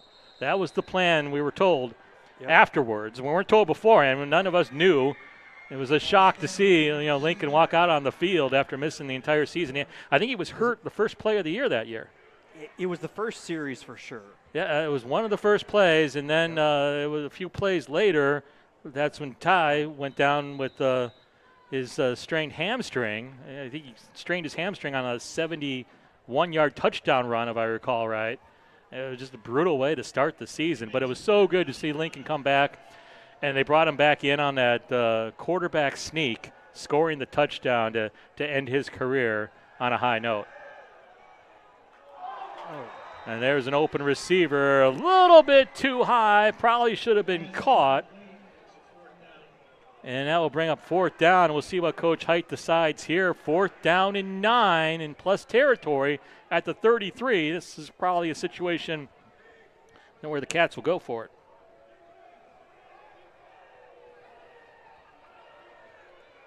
They are lining up to go for it on 4th and 9. Back to throws Brown. Brown pulls it down. He scrambles. He looks. He's got a man open. And the catch is made, absorbing the hit and bringing down the ball.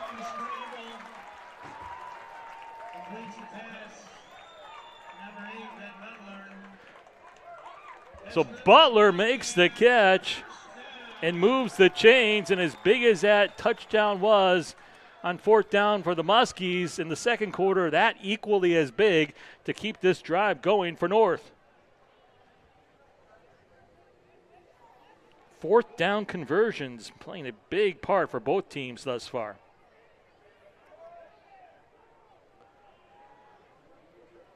So the ball in the red zone now. They fake it to Pena, and Brown keeps it. Brown has some room. He's inside the 10, down to the 7. And now another Muskie slow to get up.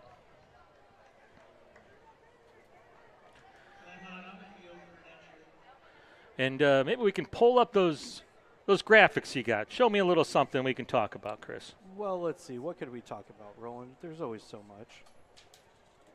Let's see. Well, we got the... Let's talk about bounds calculations. Yeah. Because this is always an interesting concept. So if we stack them up, these are the things that bound provides. You look, obviously, there's a whole bunch of zeros, but this is how you can kind of feel out how your team's doing throughout the season.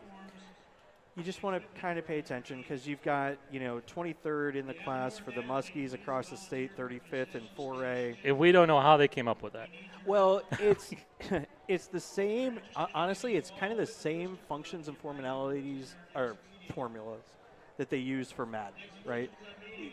Player stats, and then it all sort of builds up and kind of, I'm sure there's some calculus involved and some rocket, fuel math or something. Mm-hmm. But supposedly it's the same kind of concept.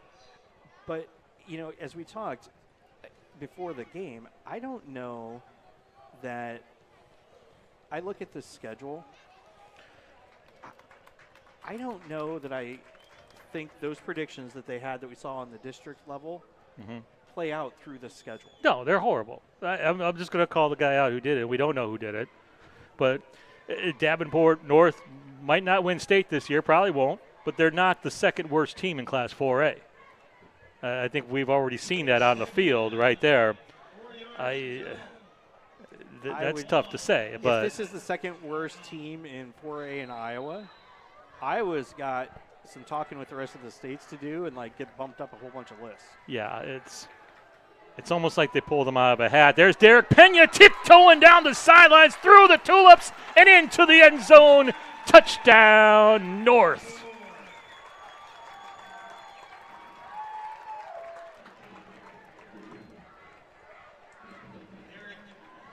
Derek Pena to pay dirt for the second time in this ball game and doing quite the dance there on the sidelines. And the Wildcats take the lead here early in the third.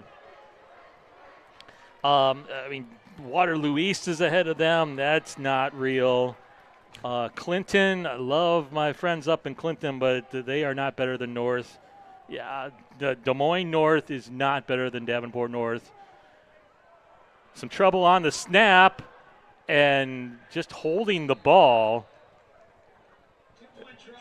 That they're going to talk about that in film session tomorrow for sure. Because once you call fire and you have a bad snap, you got to try to do something with it on the extra point, and not just hold the ball and wait to get hit. So they'll figure that out, and it will be better towards week 2 and week 3. But yeah, that's a big extra point too, because it keeps it a 6-point game. You're absolutely correct. However, at least they didn't make it worse. They kept control of the ball. Right? I mean, it could have been run back for safety had they bobbled it. It could have been a 2-point. You're right. Those are really rare. I understand, but that would be the last thing you would want. Mm-hmm. So, yeah, they have Cedar Rapids, Washington ranked as the top team in 4A, followed by Oskaloosa and North Scott. North Scott, interesting story, by the way. My sources tell me they're going to be without 16 players tomorrow night. Oh, really? A little, there was a little, I don't know what we want to say on the air. A thing? Rules were broken, and 16 players were caught breaking them over the weekend. And they're going to miss tomorrow night's game, and I think probably the next week as well. Wow. Pretty much all seniors, and then they got to play Xavier in week 1, which is one of the better teams in Class 4A. So tough going up in Eldridge to start the year.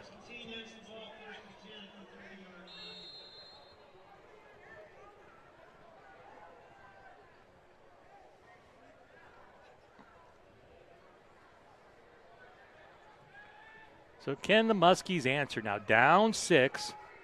A lot of time left. 6:24 to go, third quarter. And Curtis under center. Hands off to Ryland. Ryland tries the left side and maybe a half a yard on the play.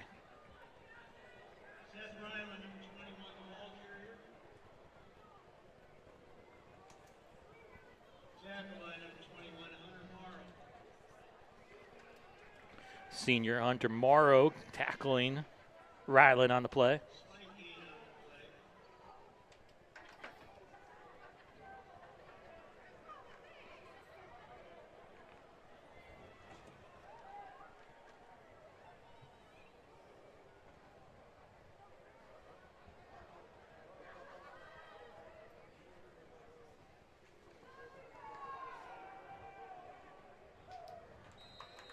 Again, the Muskies try it up the middle, only picking up about 2 yards. So now third down and long upcoming for Muscatine.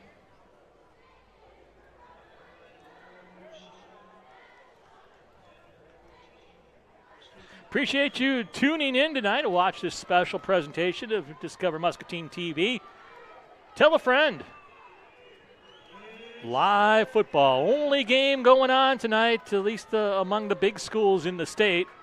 Before everybody gets in action tomorrow night. Third down. What does Coach Truitt draw up here? They hand it off and going nowhere. Very conservative call on 3rd and 7 there. Seth Ryland gets a yard. 4th down and 5 upcoming, and I would sense a punt is in the future for the Muskies.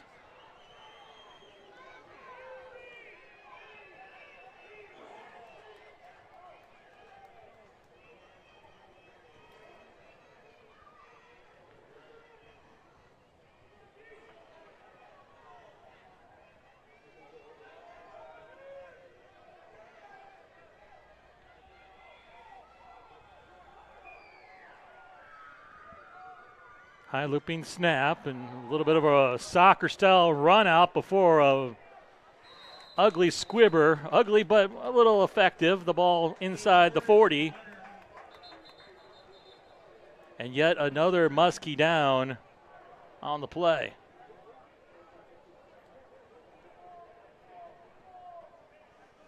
So I would, just to wrap up our thoughts on the rankings, I would think things will be much different next week. Once they actually see some data on the field, I would hope. You're going to see a lot. And the Muskies 23rd, I don't think that's that far off. Might be I don't know where I would have them out of 36 teams. It seems. I think there's probably going to be a big chunk kind of in that same area. Yeah. Could they go out and beat anybody on a given Friday night? Potentially.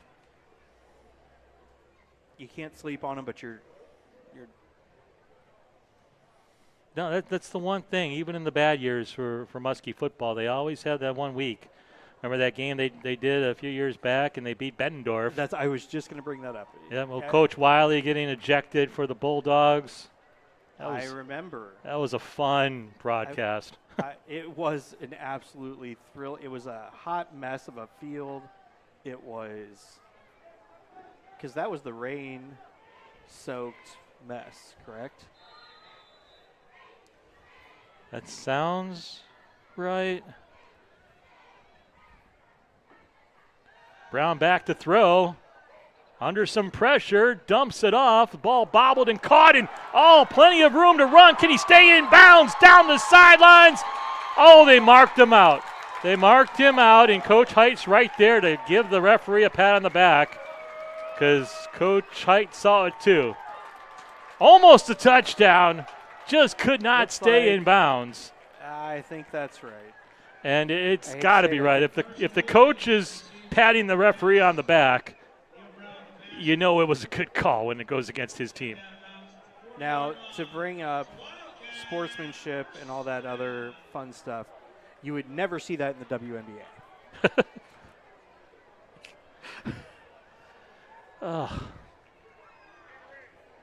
I can't wait till Caitlin comes back and I can start watching again. Here's the throw deep. Can they get there? He's open. No, just a tick too far.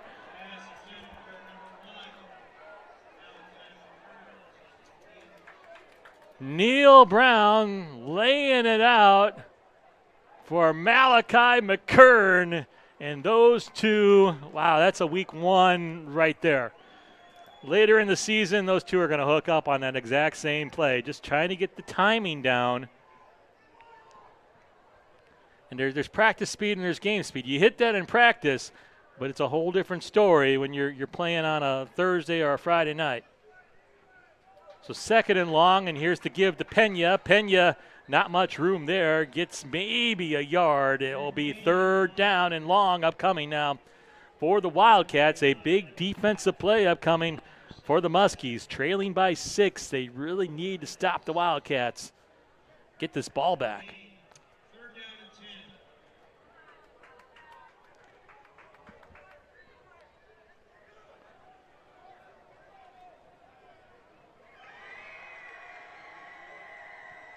Brown fakes the handoff, looks over the middle, tries to hit the slant.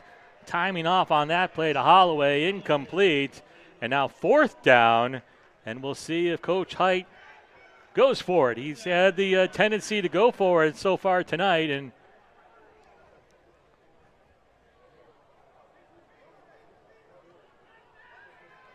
You know, I've talked to him a little bit about this, and I also saw an interview he did recently with my good friend Matt Randazzo. I knew you were going to say that. Who has a podcast, and they talked about fourth downs, and there's the completion and moving the chains. He had that exact conversation with Dazzo about going for it more this season on fourth down.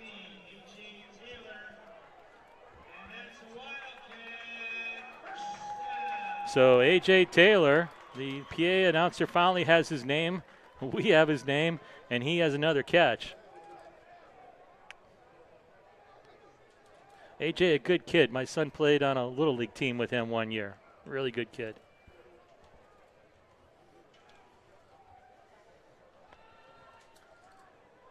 Here's the give. It's Williams this time. Williams trying to follow his blockers and picking up about 4 yards on the carry.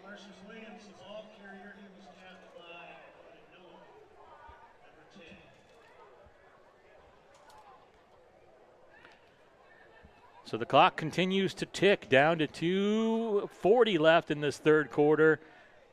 And the Wildcats trying to take a 2-touchdown lead and really kind of put a stranglehold on a Muskie team not built to come back. Not unless the A-gap gets blown really, really wide open. Or you have Ty Kozad. Fair. He didn't need a big gap. Here's the fake on the option, and Neil Brown does his Houdini act to escape that and get a first down. Are you kidding me? Well, Wildcat fans watching tonight, that's what you have to look forward to this year, a mobile quarterback. It's been a while, but that's what Neil Brown can do for you. He turns a negative play into a first down.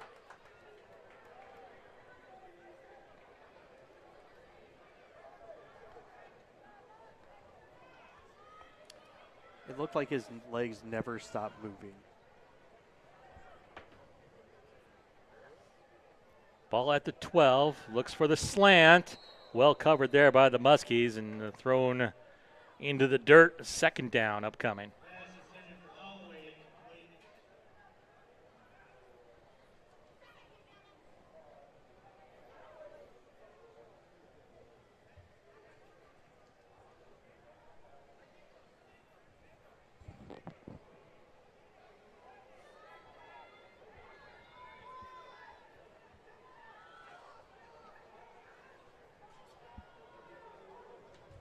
Here's the give. Pena looking for his third touchdown of the night. And he's into the end zone. The hat trick for number 44, Derek Pena.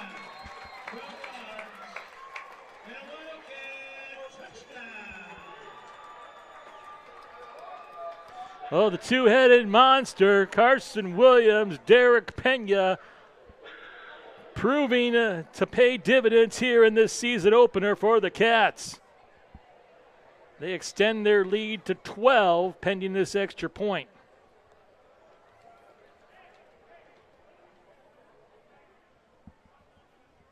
Camden Razzo lines it up.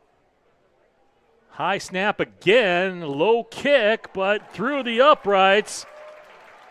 And it's now a 27-14 Wildcat lead.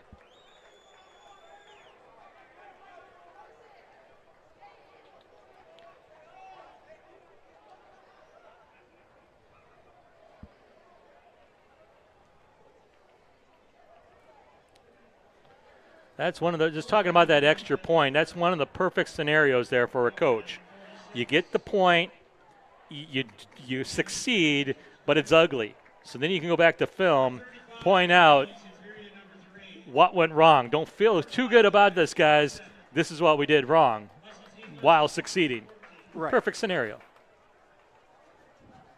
A coachable moment. Yes. Week one, you'll have plenty of those.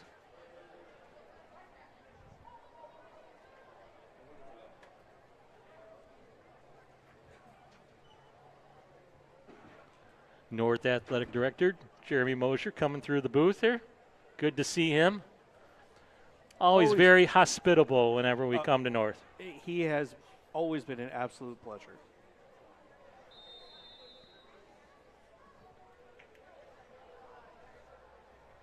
you can tell he truly enjoys the kids and what you can do to promote them and let everybody watch and enjoy what they're doing at the high school level. He puts the kids first, and unfortunately that's not always the case with every program out there. I'm not going to name names or anything, but there's enough of the other side of the coin as well. And dealing with Jeremy Mosier has been nothing but just awesome in the time that we've done it. So kick out of bounds, an ugly kick at that. The Wildcats definitely not the 35th ranked team in 4A, but their kicking game may be. It's got a long way to go, and coaches will take that. If that's the one thing you have to point to improve on, let's make it the kicking game. Especially at the high school level. Yes. So the Muskies in go mode now, trailing by 2 scores late in the third quarter, and there's a nice run by Ryland as he makes the first couple of Cats miss and picks up 7 yards on first down. So let's say you're Coach Truitt, and this is definitely not a second-guessing kind of thing. This is just like, how do you think through this? You know your team's generally not, you're not going to run an air raid offense if you have to catch up a couple of scores. Do you just keep hammering away? Have you put something in your playbook for this, do you think? I think you got to do what you do best at this point. I mean, it's still third quarter. You're down 2 possessions. You're going to have the ball this time and another time at least. So it's not panic mode yet. No, absolutely. But you got to succeed. You have to score on this drive. Technically you don't, but if you want to stick with the game plan, you need to score on this drive. That was kind of where I was going, is like, at what point do you feel like you have to go off the script? Yeah. Not yet. 27 seconds left here in quarter number 3. 3rd down and 1, and a very big play coming up here for the Muskies. You know what? If you just run Hail Mary every play, you don't have to change the plan.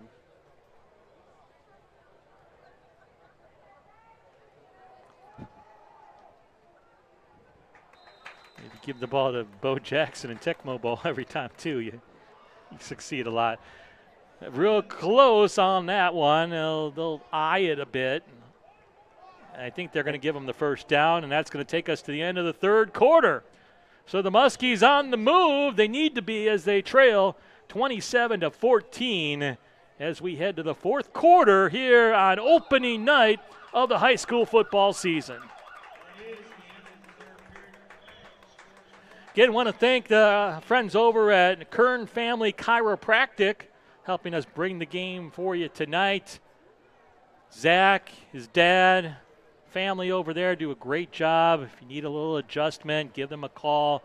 They're located just north of Brady Street Stadium, over by where the new central baseball field is going to be. And all the construction right now over in that area just north of here, making everybody have a little struggle trying to get into the parking lot tonight. They're going to retire that old baseball field. The old baseball field is going to become a practice field for the football team. That's the plans.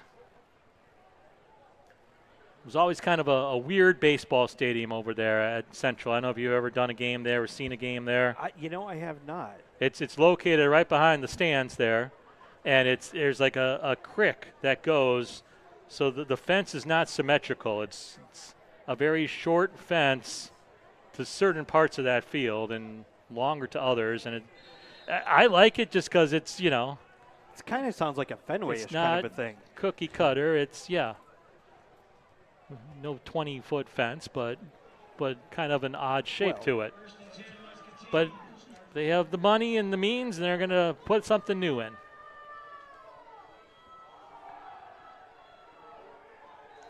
There's the give up the middle. Nothing going on first down. So, again, this Wildcat defense is just honing in, stuffing the middle, forcing the Muskies to go out of their comfort zone a bit here.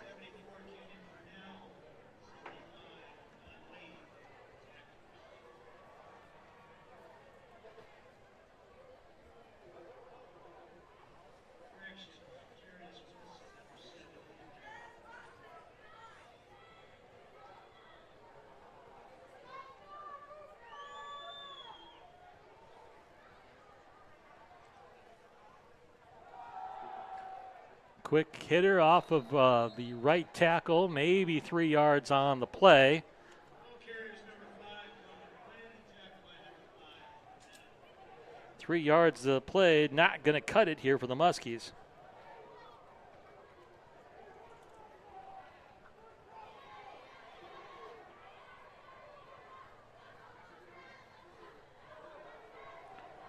That was Colin Glynn on the last carry.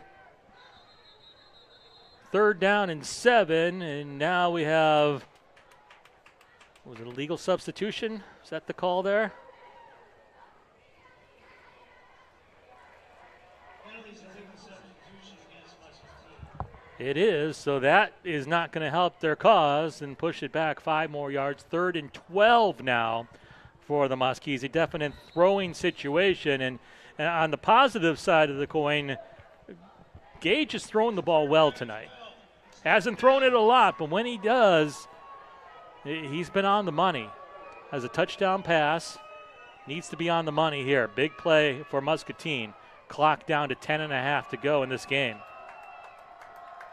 Man goes in motion. That's Glenn. Back to throw is Curtis. Curtis rolling, still looking, throwing it deep and over the head of his intended receiver, Gavin Wade. So now 4th down. You're on your own side of the field, and Coach Truitt looks to be sending out the punting team. Well, it's not an offense built for 4th and 12, so I understand the call. Still has all the timeouts. They're just going to have to try to get a 3 and out on the Wildcats. Punting has been an adventure tonight. The kicking games for both sides have been an adventure this evening. We'll see what this has in store.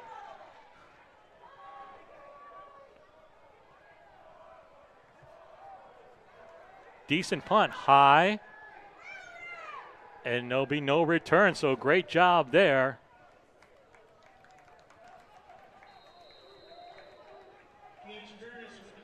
Nice job there by Gage Curtis, and that's an interesting there to have your quarterback as the punter.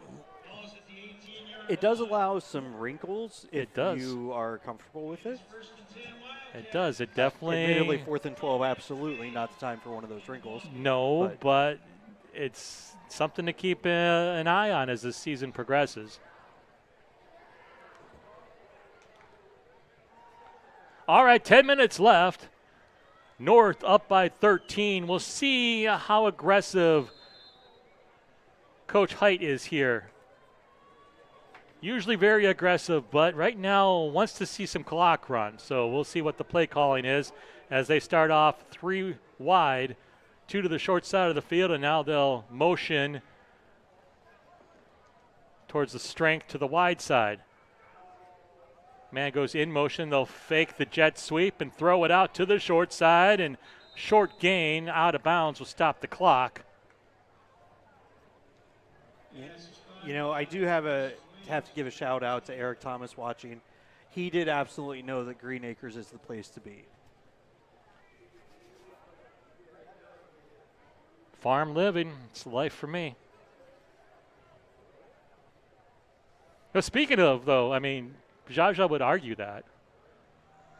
And there's Carson Williams. Can he break it? Stiff arm, loses the ball, but out of bounds.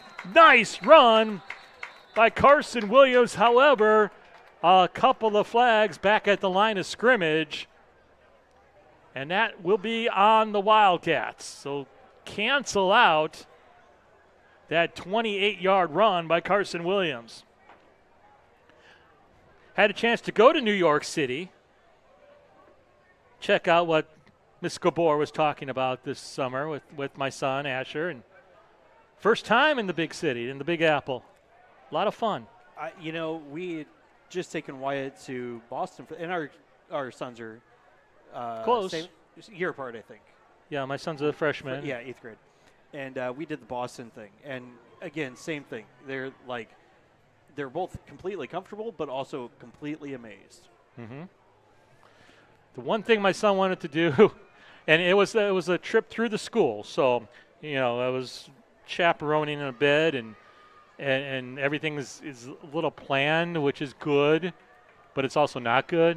You know, spontaneity is always fun. But the last day, they're all supposed to eat at Rockefeller Center, and my son comes up to me disappointed. He's like, the one thing I wanted to do, Dad, was go to a pizza shop and get New York style pizza, and call the guy behind the counter boss. I'm like, well, we have an hour.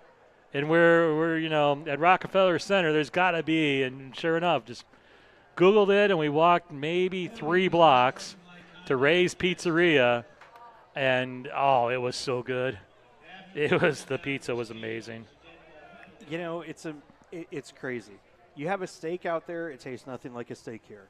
You have a lobster roll out there. Oh my goodness, It was ridiculous. Yeah. We were down in the Seaport area, and oh my goodness, absolutely ridiculous.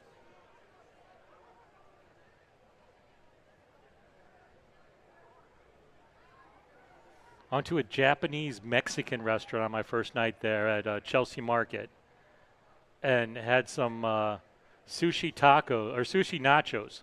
It was amazing. I'm like, sushi nachos, you're not going to find this in Iowa. You need to have this in Iowa. But no, I've never seen this. It was. Maybe we do it with steak. Fresh poke. It was so good. Yeah.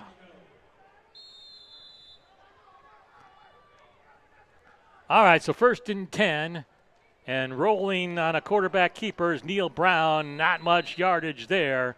Does keep the clock moving, however. Stays in bounds. A must defensive stop here if the Muskies want to come back in this ball game. 2nd down and 10. Clock down to 9:20 to go.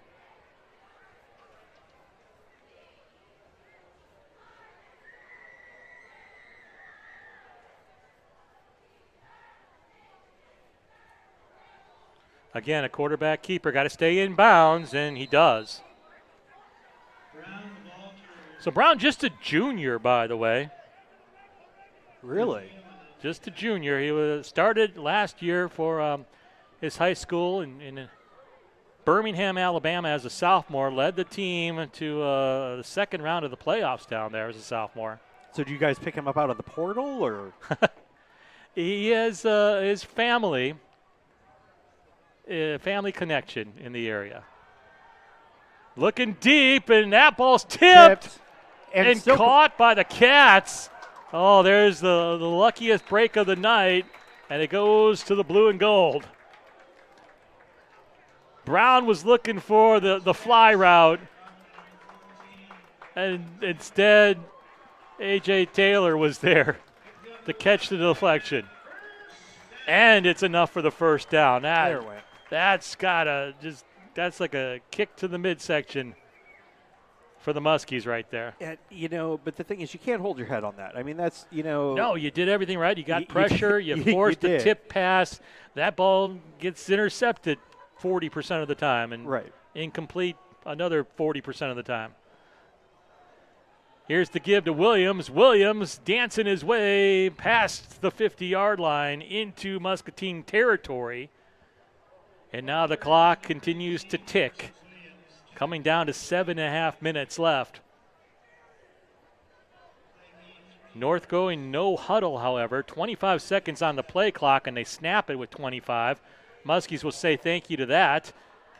And a few yards right there. Now, that perhaps by design, but perhaps that's, something, too, to talk about in the film. Hey, let's take our time. Let's take some of this time off the clock when we're up by 13.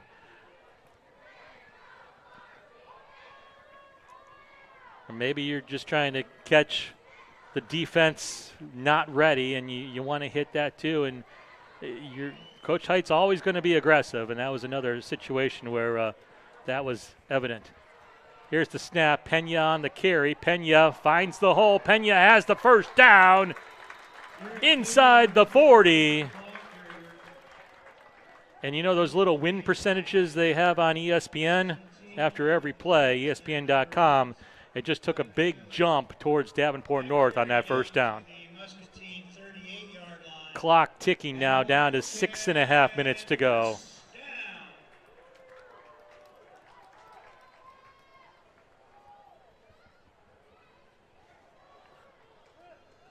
Here's the give, Williams. Williams up the middle, not much there, maybe a yard. But the big thing is you hang on to the ball right now, and if you're the Muskies, you got to tell those guys they got to be trying to strip, right? Got to try to rake the ball out of the running back's hand. Rake it, punch it, do something. Play clock down to 18, still plenty of time, and now we're going to see a little bit slower here. Neil Brown telling his team just to relax. Now they're running more clock down to about 6 seconds. And here's Williams, the give. And again, up the middle, maybe a yard or two on the play. Carson Williams, the ball carrier. But what it does, it's going to take another 40 seconds off the clock.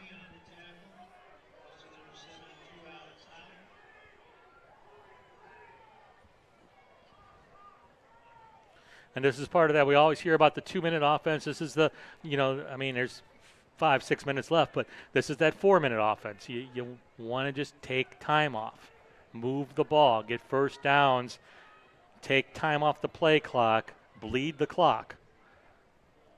Here's the snap, quarterback keeper. And back to the line of scrimmage is Brown. So now we got 4th down, and have the Wildcats punted tonight? I can't remember that they did.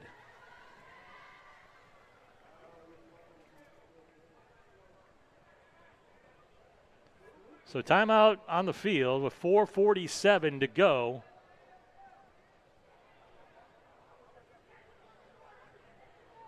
Still no signal on as who called the timeout. Maybe it's just for an injured player, as we do have a player down on the, now he gets up. Is that Brown? That is Brown.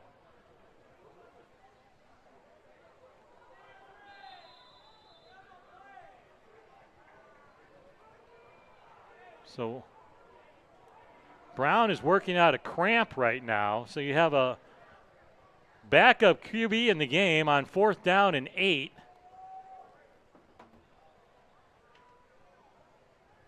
Play clock down to 5. They'll snap it. Quarterback keeper. Penalties on the play. Wildcats are going to get the first down, but I believe that's coming back, Chris. So Holloway, kind of more of a Wildcat quarterback right there, literally and figuratively, seeing he plays for the Wildcats. Oh, yeah, I got it rolling. Yeah, okay. I got it. All right.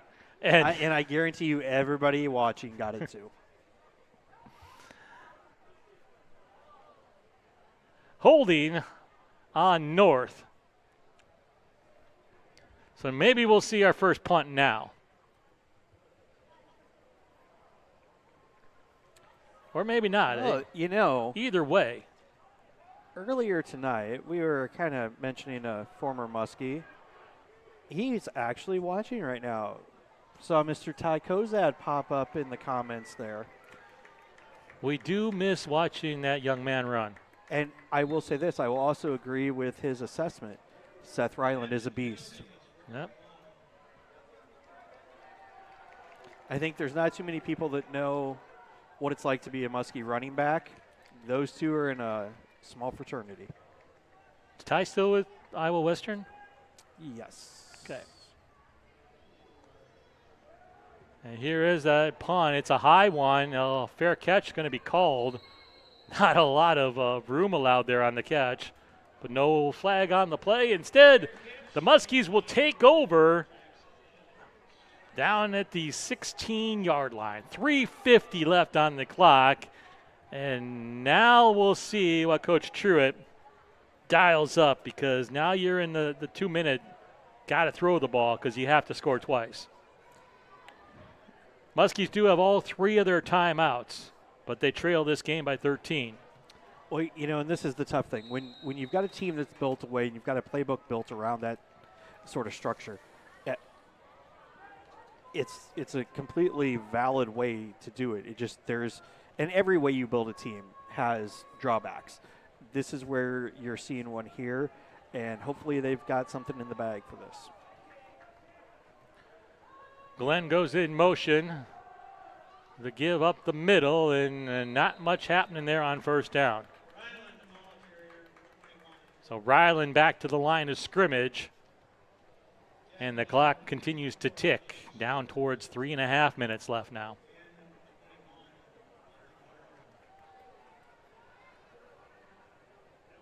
Hunter Morrow in on the tackle. So next week it's back home for the Muskies. Cedar Rapids Jefferson coming to town Friday night.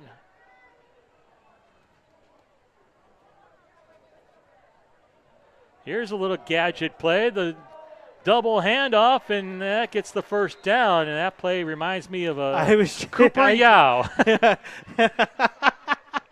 That was the play Cooper Yao made famous. He did. I will never forget, where were we at? City West.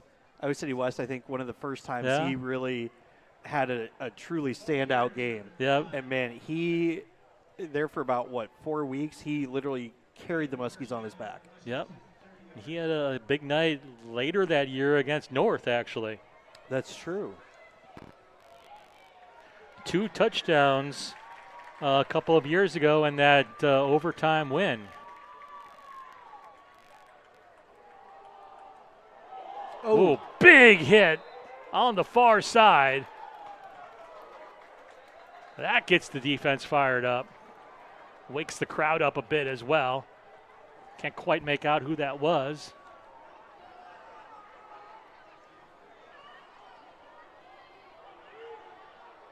I believe that's Bryce Pauley, the future Indiana University baseball player, making the hit there. And Muskie slow to get up.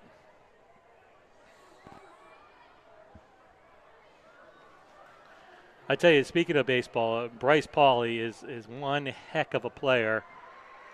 Got a chance to watch a lot this year. My son played on the freshman team, so saw a bunch of varsity. And Bryce Pauley is the real deal. He's going to be a player moving forward that might be making some money one day.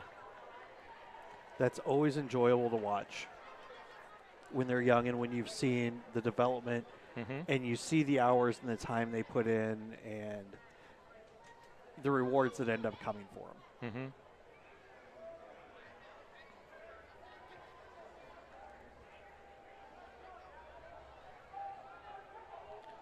So the clock at 2:23. Second down and 13 after the loss of 3, and they'll start the clock now because of the injury timeout. And the Muskies wait for the call. Muskies taking some time to get the play called in. And get the right. And now they're going to have to call a timeout. That's a tough one because you're concerned with your injured player. Your immediate attention goes to making sure he's okay. But, and I hate being critical. As soon as that clock starts ticking, you got to be ready. But you got, in this situation right here, down 13 with 2:30 to go, one of those coaches has to be calling a play, has to be talking, to the team. They got to have a play set. So when that player does get up and they start rolling that clock, you're ready. That's inexcusable not to have a play and to have to be calling one of your 3 timeouts right there. But again, it's week 1. You're going to have that. So we talked about Jefferson coming to town next week. Meanwhile, for Davenport North, looks like they're going to go 1-0, and they'll have Clear Creek Amana coming to town next week. A newer team, part of the 4A move for Davenport North. They'll get to see Clear Creek Amana. A younger team, from what I'm told, but a lot of athletes out there. There are a lot of athletes. on the basketball side, on the football side, I don't know about any other sports, but they're definitely building a program out there. School located in Tiffin, Iowa, just basically an Iowa City suburb, if there is such a thing.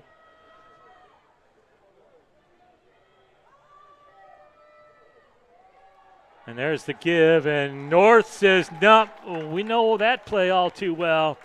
And another loss as his defense now starts having their way.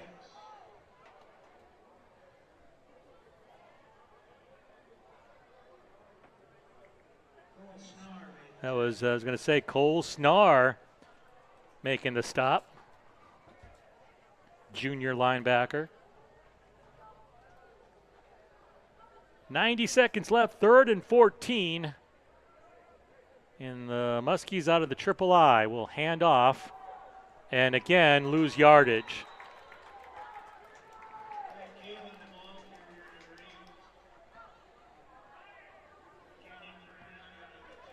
So 3 straight run plays down by 13 with 2 minutes left have all been negative yardage plays for the Muskies, and now they face a 4th and 16.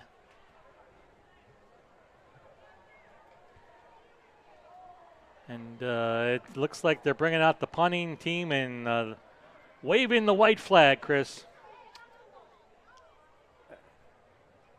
Accurate assessment, Mr. Glenbine. Again, not trying to be negative, just stating facts, sir.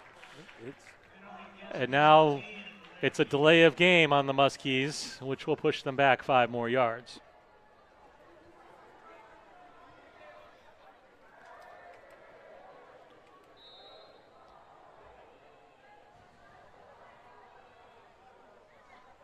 So a good night for Davenport North.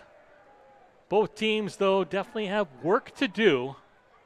There were bright spots on both sides, but definitely improvement needed both ways. Here's the punt. Pauly back, and it doesn't get that far. Instead, rolls dead around the 40-yard line. And one Neil Brown kneel down will end this game. Wow. I'd like to say that was a reach. It wasn't a reach, but it was definitely that was just top of the head. I'm kind of proud of that one. Eminem would be too.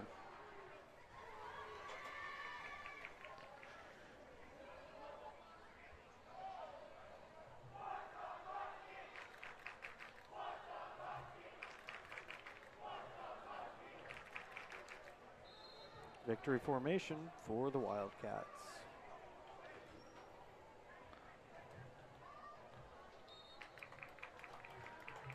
Well, that will do it. Handshakes to be had. A good night for the Davenport North Wildcats, and I wouldn't call it a bad night for Muscatine. No, absolutely not. Absolutely not. There's definitely plenty there to work with. There's plenty there to learn from, and plenty there to be proud of. Yeah, there were definitely positives. I liked the way they, Gage Curtis played. He's a third-year quarterback, and he's very comfortable in this offense, and he'll have brighter days. The throws that he made, that touchdown pass early in this ball game was right on the money, and that's, something to hang your hat on. It's player of the game? Player of the game, that's a great question. I think we got to go Derek Pena. I would have to agree. 3 touchdowns for Derek Pena tonight. We will give him our player of the game, sponsored in the style of Ernie Johnson. Oh, let's give it to Kern Chiropractic, sponsoring tonight's player of the game. If your back is out of whack, well, call Zach. Zach Kern over at Kern Chiropractic will get you feeling better, give you the adjustment you need. They are located just north of Brady Street Stadium.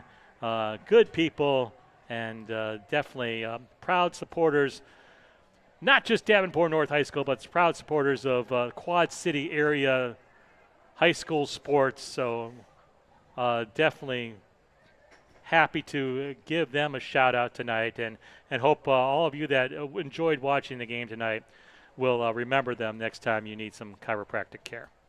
So we're moving forward, and this is it until something else comes up for us. We'll see what happens. The phone calls never stop. So, Muscatine, have a great night. Enjoy your Friday. And, heck, enjoy your weekend. Yeah, We'll talk to you soon. It's a holiday weekend, right? This is a holiday weekend or It next is- weekend? Oh. I'm so confused at what day Let's it have is. 2 holiday weekends. It is a holiday weekend, right? It is. It's, yeah. It should be. Yeah. Yes, thank you. Yeah, enjoy your You holiday play on a Thursday night, your whole It all calendar goes- gets it all thrown out goes. of gear. And, hey, we got college football this weekend. We do. Hawkeyes playing. I know as a Michigan fan, you're big on the Hawkeye game this week against Albany. Sure, I am. Sure. Yeah. Melissa will watch it. Yeah, it'll be I'll watch it. fun to watch. You know, I'm a Hawkeye fan, but I enjoyed watching the game last week in Ireland, Iowa State. It's always good when they win, because then when the Hawkeyes beat them, it's more of a quality win than had they lost. How's Michigan looking? Not suspended. That's shocking. No, it's not. So I would say this. We've got a freshman quarterback who looks stout. How it all comes together, honestly, I don't know that we know yet. I think it could go really well. I think it could go mediocre. Do we play New Mexico? Who's the – I can't remember. Yeah, I don't remember off the top of my head. there we go. I just exposed your Michigan fandom.